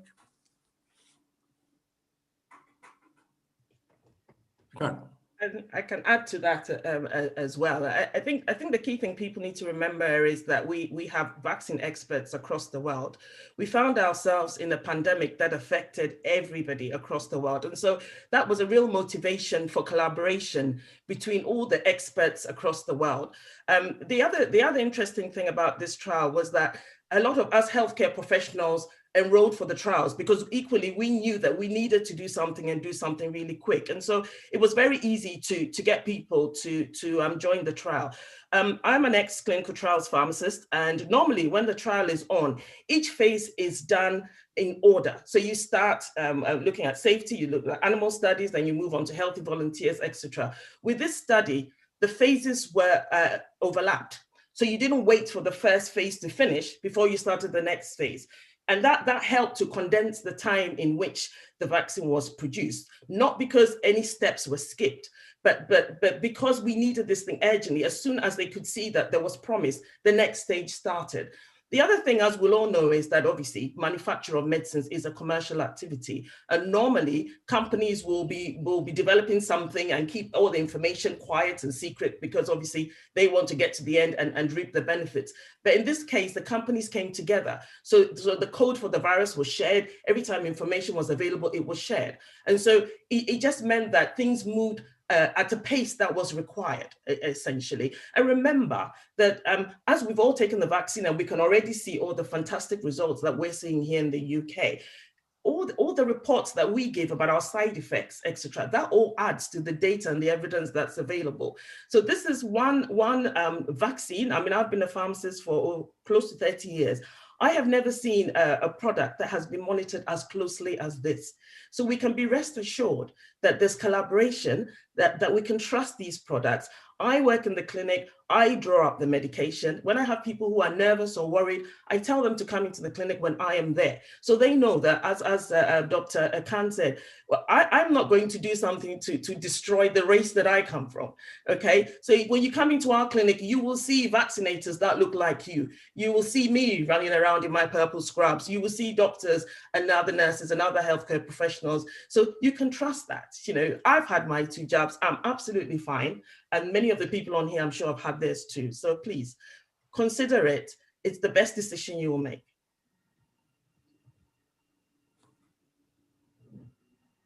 You're on mute, Emmanuel.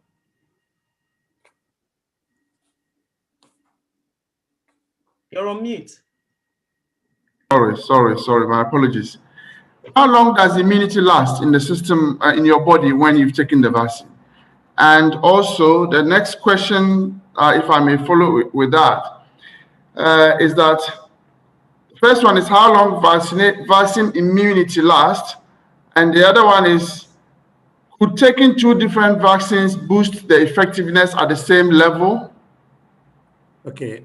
So how long does it last? Are we talking about a year or 6 months or 2 years or 5 years? And if by any incident you end up taking 2 different vaccines from the first and the second, do the effectiveness still work the same, given that all the vaccines have different efficacy levels and all that? Emmanuel, I am happy to take the question. Can you hear me? Yes. Okay, with respect to immunity, people have been looking at the other coronaviruses, how long the immunity lasts to see extrapolate how long our memory cells will last. With respect to this vaccine, it's too early to speculate or to even to hypothesize how long the immunity will last. But what we know from other coronaviruses, the MERS-CoV and the other medical coronaviruses, is that the immunity seems to last 1 to 2 years, the B cell immunity, and there is another important arm, the memory cell, the T cell immunity. And the T cell immunity seems to last for at least 4 to 5 years. Now, there was a paper which was published end of last month, the amazing paper from Seattle, which looked at another coronavirus, and they looked at the population neutralizing antibodies for 9E, that's the name of the coronavirus, from way back from 1982 and they followed up for nearly 20 years. And the response, the neutralizing antibodies for that coronavirus. And what they found was, because the coronaviruses keep mutating, okay, the immunity also kept changing. And there's one fantastic discovery which has been published in January in a major article. Not only the viruses which have the advantage of mutation, but also it appears that the coronaviruses, the host immune system, also tends to think 2 steps ahead and think this virus may do this. I'm going to be ready with this antibody. So this is an amazing thing in immunology, which has been recently been identified, and this is happening with the coronaviruses as well. So it appears to me that the immunity will last. Maybe like a B cell immunity may last for 6 months to a year, or even up to 1 to 2 years. But keep in mind there is an intact T cell immune response as well. But the bottom line is, because this is a game, this is a constant interaction between the virus and the host, and the immune system is not sleeping, the virus is not sleeping. Both are equal players in the battle, and the virus will try to get ahead. but at the same time, the technology will be there to tweak the vaccines, and that's why I was saying that we may have to end up using the annual vaccine jab every year. And the bottom line is immunity for the original vaccine will last for a good year or two, at least. All right. Thank you. Would anyone want to add to it, or I should take? Okay. Thank you. I'm going to call someone from the audience. We hope Augusta, if you want to come up, please, with your question, Augusta.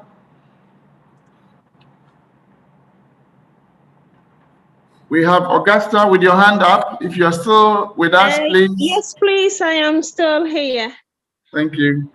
Thank you very much, Mr. Kwesi, for the opportunity to ask this question, and thank you also for our panelists for fantastic presentation so far. I would like to find out from any of our panelists.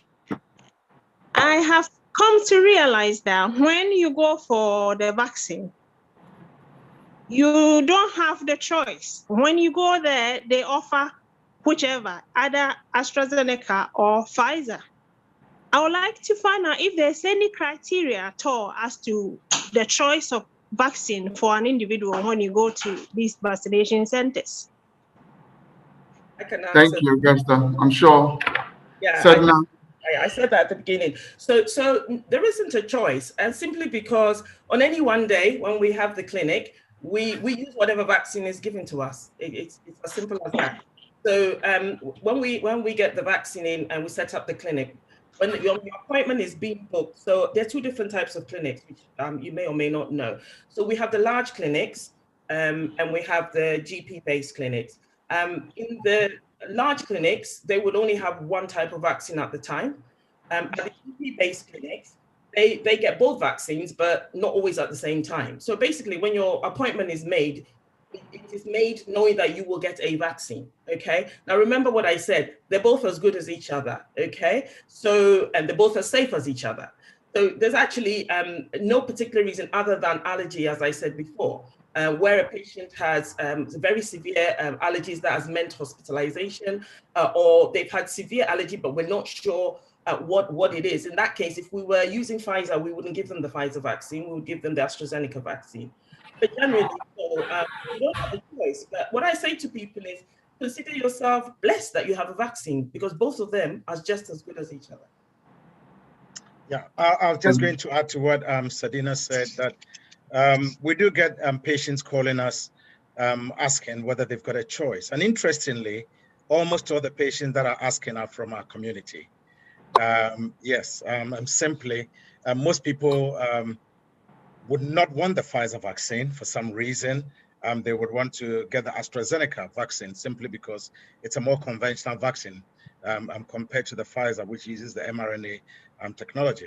I've had to field quite a number of those questions, and unfortunately, we don't have the choice.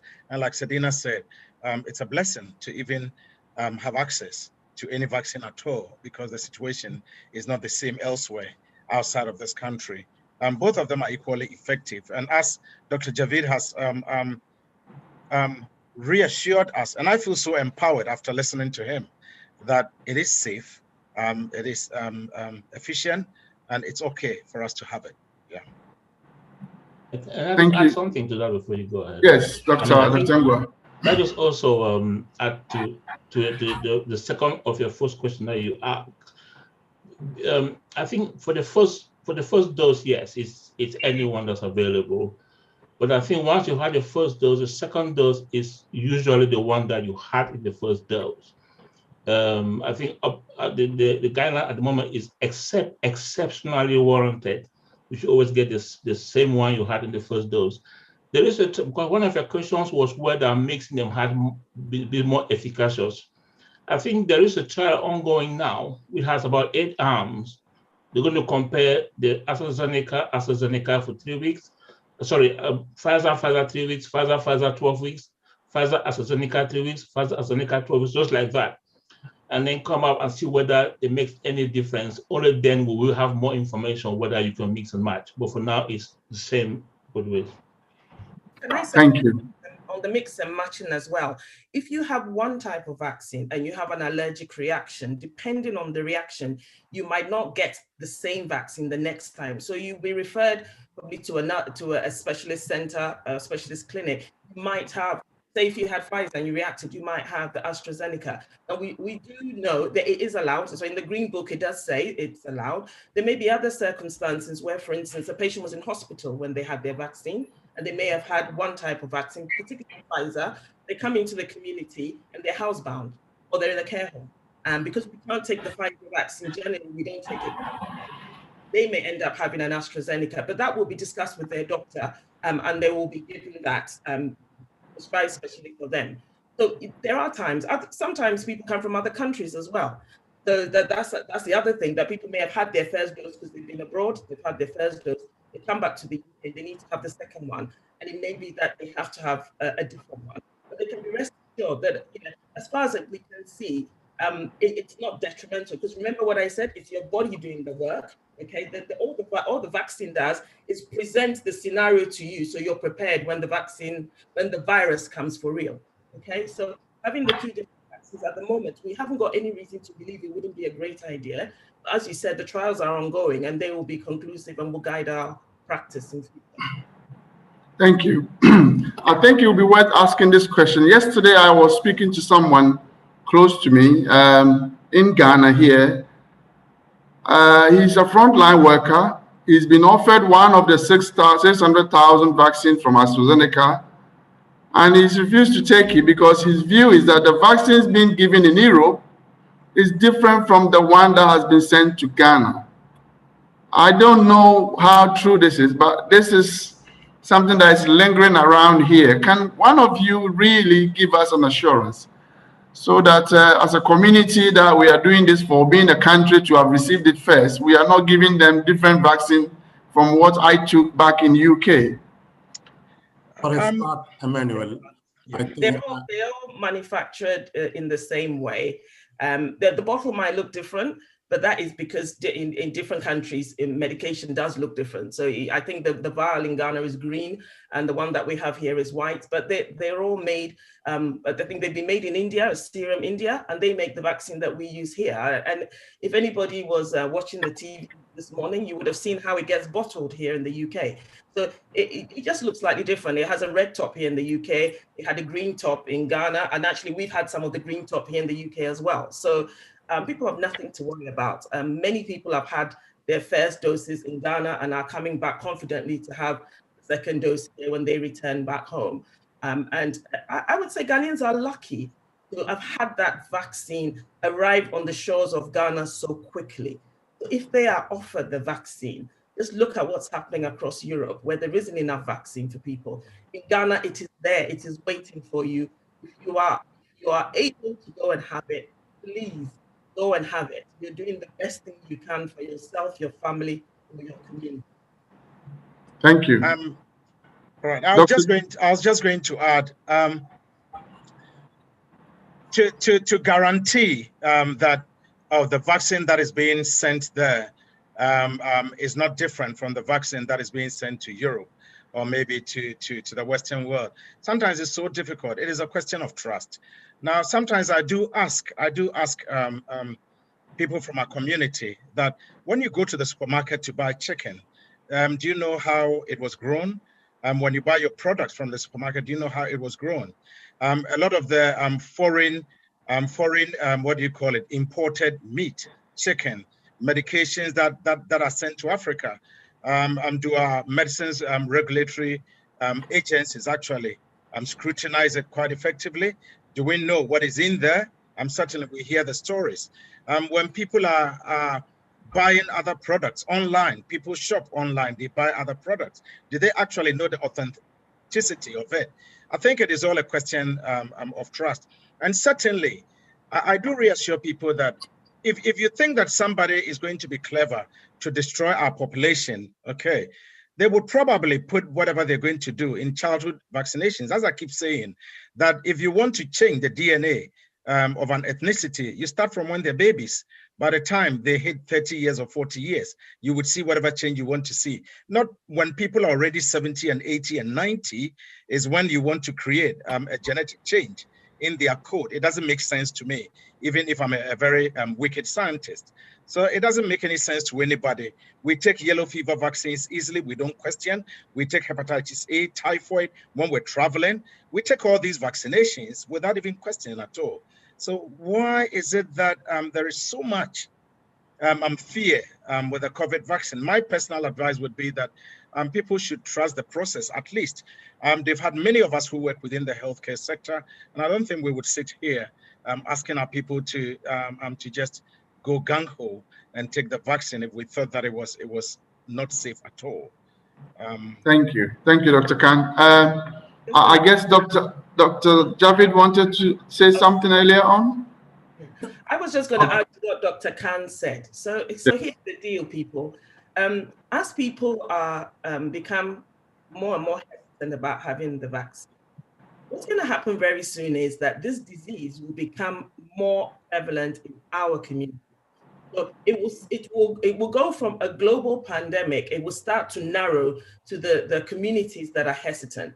And if we're not careful, it will become a Black person's disease. That's my fear. Yeah.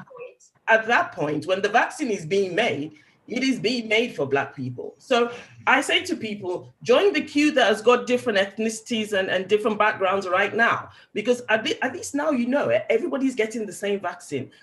If you don't trust it now, you're going to find it very hard to trust it when it becomes a disease that's only seen in certain ethnicity.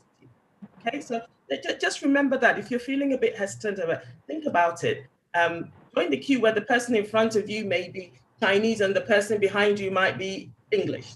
Okay, because trust me, you're getting it from the same vial because I'm in the room drawing it up. Okay, I know that.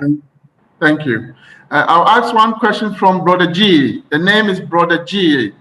If you're still with us, please ask your question, please. Okay, thank you, Mr. Kwesi and all the panelists. You've been telling us that both AstraZeneca and Pfizer are more or less the same in terms of, its efficacy. However, we keep hearing different percentages of efficacy levels between these two vaccines. And it appears that Pfizer has a much higher efficacy level. So how comes that you're telling us it's all the same? Plus, the other issue is we are told AstraZeneca is much cheaper. And of late, almost everywhere you go is AstraZeneca. Where you get Pfizer is for those who are having a second dose. So it appears that the government or whoever has actually more or less stopped Pfizer.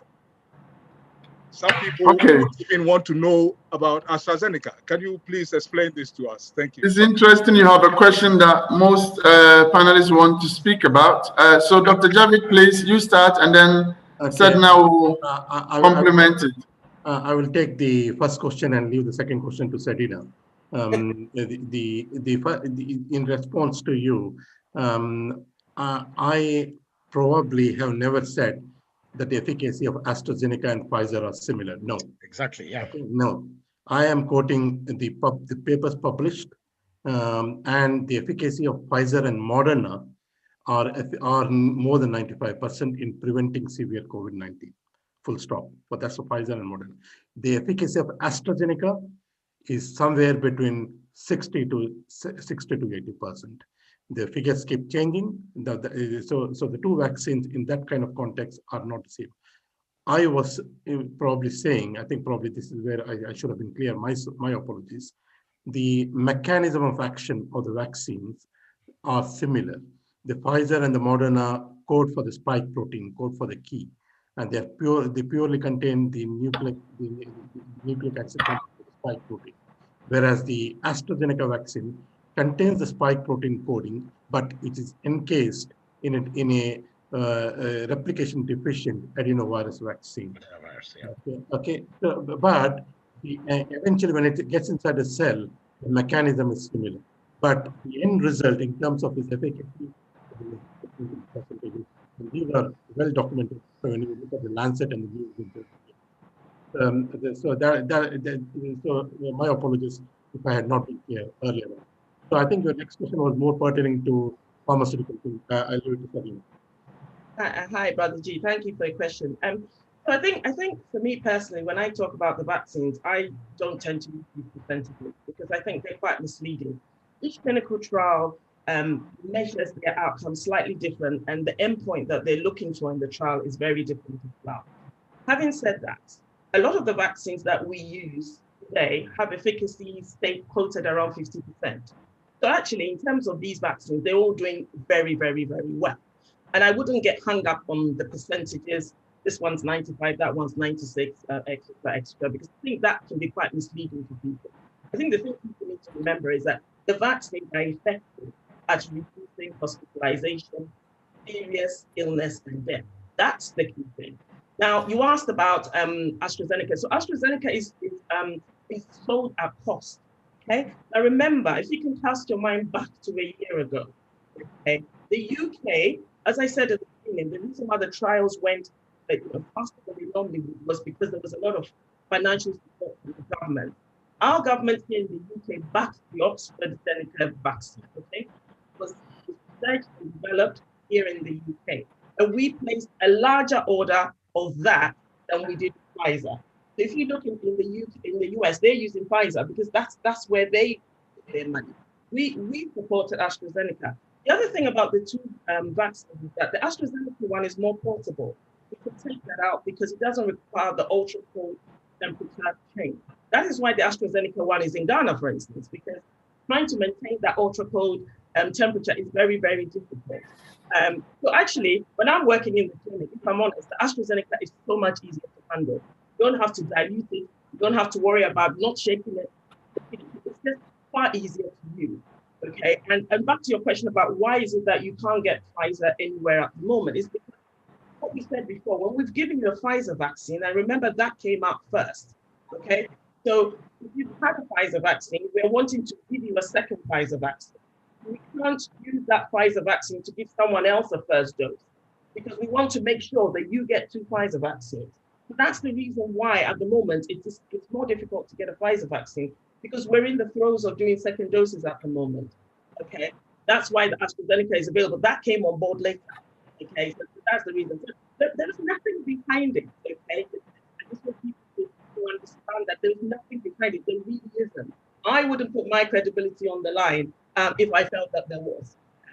I hope I answered your question, Brother G. Emmanuel, Yes. just to clarify, Brother G, just to clarify, I appreciate where Sadina is coming from. However, I do not speak on behalf of any of the government agencies or anything like that whatsoever. I am here only to quote the figures what are published in peer-reviewed journals. My role is to give you the information which is there out in scientific literature. And that's why I'm happy to quote the figures. I cannot add anything more of a personal experience to that. I can see the practicality of one vaccine over the other, but I'm not here to promote any one of the vaccine over the other. The vaccines, when it comes your chance, when your turn comes, take whichever vaccine you have. But I'm not here to promote any one vaccine over the other. And the figures are important for anybody who asks because they are in phase 3 and trains published, and we cannot debate with that. Thank you very much. Thank you very much. Thank you very much. We've got a few more minutes to go. We've got a few questions to ask. I'm sure the next 10 minutes we may have to round up. But before we do, we'll go to the next poll and we'll do one or two things and give the panelists some chance to grab some water to clear their throat for the next 2 minutes. So the next poll will come, as you can see. If you help us to take it, it will help us to shape the way we provide you this forum and the information that needs to be put together to meet your needs. While the poll is going on, let me acknowledge the support and the cooperation from Ghana Nurses Association UK, Ghana Union UK, Western Region Nurses Association UK, and the Nightingale Nurses Association for coming together, working diligently, and putting this together. I also want to recognize the work done by the technical team behind the scene, Linda, Paul, and Lillian, who are working so hard behind the scenes to make sure this presentation comes to you wherever you are. We thank them so much for their effort. We want to thank the acknowledgement. We want to acknowledge the support of Ghana High Commission, Ghanaian Doctors and Dentists Association for giving us the support in delivering this service. And also finally, World Remit for helping us reach to as many as possible. World Remit, your best, efficient, reliable way of sending money to family and friends in abroad, specifically Ghana. Thank you so much. Now, I believe the poll is done. My colleague Linda from the technical team will deliver the poll result to us just before we close. So please keep with us so that you can know how well we are doing as a community. Also, our next program will be held 2 weeks from today, the same time, same place, same login details. And this time we are now going to start considering some of the psychosocial impact of the COVID-19 on our community. As you can see, the community has been left broken, distance from each other, isolation, anxiety, stress, financial burden, domestic violence, everything else that you can think of.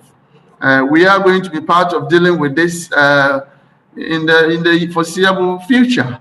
So it's about time we start focusing the month of April, looking at these issues, helping you to find some of the areas that you can seek support, guide you through some of the pain that you're going through, as I'm sure we have all in our own individual way done so. I think so far so good. The issue about vaccination and the corona has been brought to you from all spectrum. Everyone has done their bit, and we are now going to start focusing a bit more on what can we do to help the community, the people, alongside helping you to decide on your vaccination. We must also be seen to help you come out of the situation that we all find ourselves in. Thank you very much. So that will be happening on the 9th of April, Friday the 9th of April, same time, 7 p.m. And your login details, there's no passcode needed. Everything stays the same. Thank you very much. Now there's 2 more questions from my side, which came in advance. Can I still donate blood after taking my vaccine? Is it okay to go and give the blood donation either in the course of the 2 vaccines or after the 2 vaccines has been taken? And then if I may add the last one so that you all have it together. In between the vaccines, can I take alcohol? And what percentage can I take? Because as you can see, people are stuck at home, and alcohol to some extent helps to get through the day at some point. We're not promoting drinking, but we all know it does happen. People want to know if they were to take a sip of gin, is it allowed after your first vaccine? And if not, at what stage can you start a bit making yourself happy? I think I'll answer the first one, and then I'll leave the second one to Dr. Ngwa to answer. to answer. In terms of donating blood, I think that blood donation services have a screening procedure. If somebody wants to donate blood, the best way would be to speak to them directly. If you're a regular blood donor, I'm sure they would have protocols in place, certainly, that you would have to go through. So I don't see why not. Just like anybody else would be screened for other diseases, other conditions, to make sure that they are fit to donate the blood, you would have to go through the same process as well. And then I'll leave any of the panelists to answer the second question in terms of the alcohol bit. Thank you. Alcohol. You can have alcohol, and actually you probably want to celebrate when you have that first jab. The only thing I say to patients is that sometimes after you've had the jab, you might feel really tired. Obviously, having the alcohol might make you feel even more tired and more sleepy. But there's no reason why you can't have alcohol. Yeah, in moderation as always. So in moderation, that's good. So the alcohol won't actually lower the efficacy level of the vaccine within the number of weeks that you are waiting to take the second one, right? Yeah, as far as we're aware. Right. Okay. Yeah. That sounds good. Thank you very much. Yes. I was just going to make a point, Mr. Quayson. Somebody put a question on about vaccine passports, and At the end of something that Sadina said, in terms of if we're not careful, this disease might end up being a disease of the BAMI community. I mean, you see, it also worries me. It's one of my concerns that if you look all around, if everybody's having the jobs in this country, for example, and our communities are left behind, the scenario we're going to face is number one. You go to work, for example, if you work in the healthcare sector, you're a bus driver, you're in a forward-facing role job, then what happens is that you are not protected, but the people that you're facing are protected. And mind you, they are carrying the viruses on them. The fact that somebody has the vaccine doesn't mean that they do not carry the virus. They would carry the virus will not have an impact on them. But because you are not vaccinated, you are at risk. Now, we also, as Dr. Ingwa kindly said, we live in multi-generational houses. So in the house, it is not just the grandson, it is also the parents and the grandparents. So you go out, you work, you bring the virus home to your grandma, your grandpa. Essentially, what you've done is that we're increasing the risk. So the condition is going to be quite entrenched in our community because we are not taking up the vaccine. Already, we know that our people were dying. Certainly, when you look at the number of healthcare professionals that died from COVID, a great majority of them were from the BAMI community. So we can't have a scenario where when all the lockdown restrictions are lifted, our community has been left unprotected.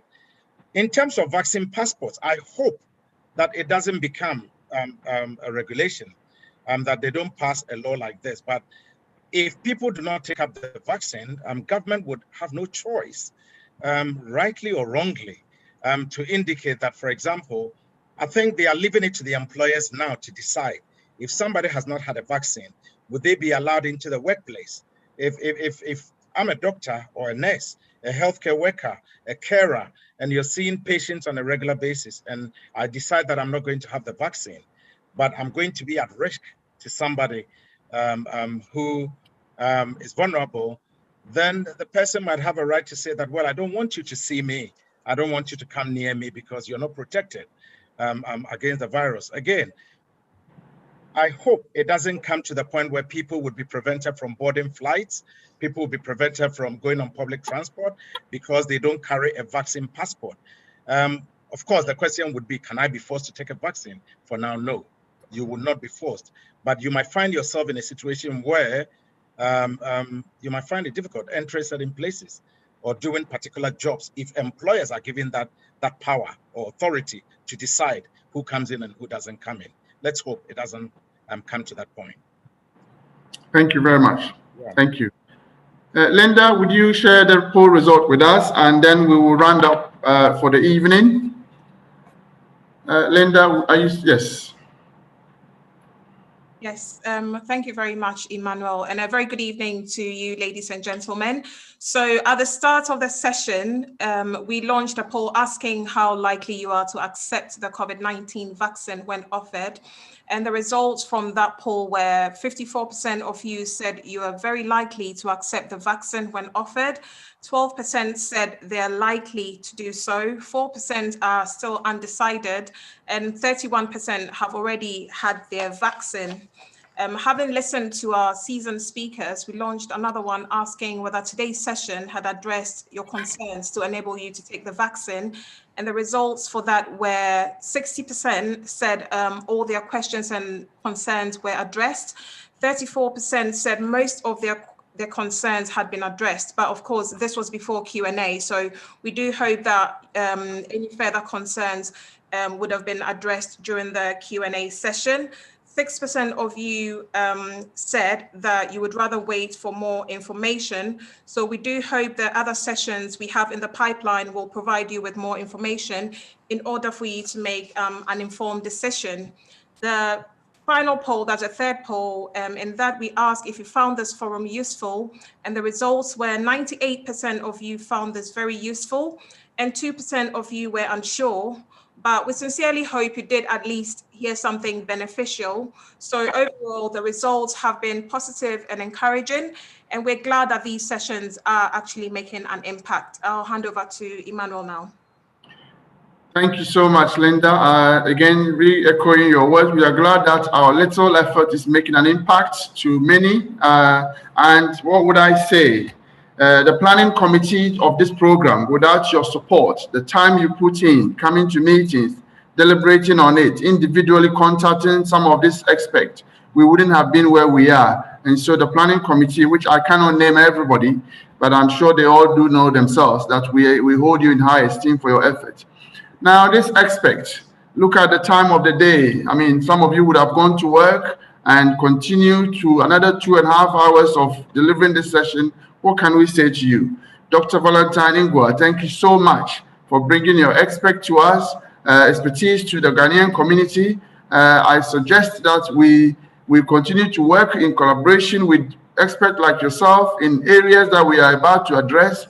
And where possible, if you have somebody you think can help us, please, let's continue to have your service, and I'm sure you avail it at ease. Dr. Javid, we are very grateful. When you ended your final presentation, you said you were honored that you have been invited and you feel like you're part of our community. Of course, you are one of us, and that is the reason why you are with us. I'm sure your wisdom, your knowledge that you have so well earned has brought to us a lot this evening. We couldn't take it for granted. We thank you so much for spending your time and expertise with us. Thank you. Thank you so much. Dr. Khan, what would I say? You are a man that we know from everywhere we tend to, and therefore we appreciate your contribution in various aspects, not just about community awareness, but in other things that you do to support the community in your own way. What would we say to Sedina? You have become our community pharmacist now, chief pharmacist now. We will continue to fall on you. Your knowledge, your wisdom, and everything that you have just said has highlighted the need for us to take this situation seriously, make a difference, and above all, come to a better end of it someday. And to all the audience who have spent your time with us, 2 hours sitting through the program, I'm sure today has become beneficial and will continue to be beneficial to many of you. Please tell your friends and tell others and tell family friends to keep joining, because all we are doing is bringing you the information to your doorstep and leave you to make the wise decision that is best for yourself and your family. We want to thank the partners, the Ghana Nurses Association UK, the Western Regional Nurses Association UK, the Nightingale Nurses Association, and above all, Ghana Union for putting this together in collaboration with all of you and making sure this is brought to you on a regular basis and keeping the information going. As I said, 2 weeks from today, we will start looking at the mental health. It will be about mental health and its impact having been locked down on some of us in UK. I think we've spent 6 months continuous from here and there in lockdown, and it's taking a toll. So we need to start looking at it. And there are a variety of topics that we'll be discussing. So if you get a flyer, please share and share and share. On that note, I will leave you to your evening. I wish you well. And from the Ghana Union and the Ghanaian Community Awareness Forum, have a good evening and stay well. Thank you very much for being with us. Thank you. This program is brought to you by WorldRemit, a fast, reliable, and better way to send money. Emmanuel.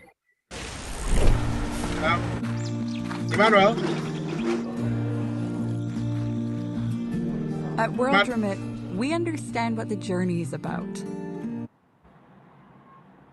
How it can sometimes take a little distance to bring us a little closer together. With ways to save more when you send more, WorldRemit is here for you, so you can be there for them.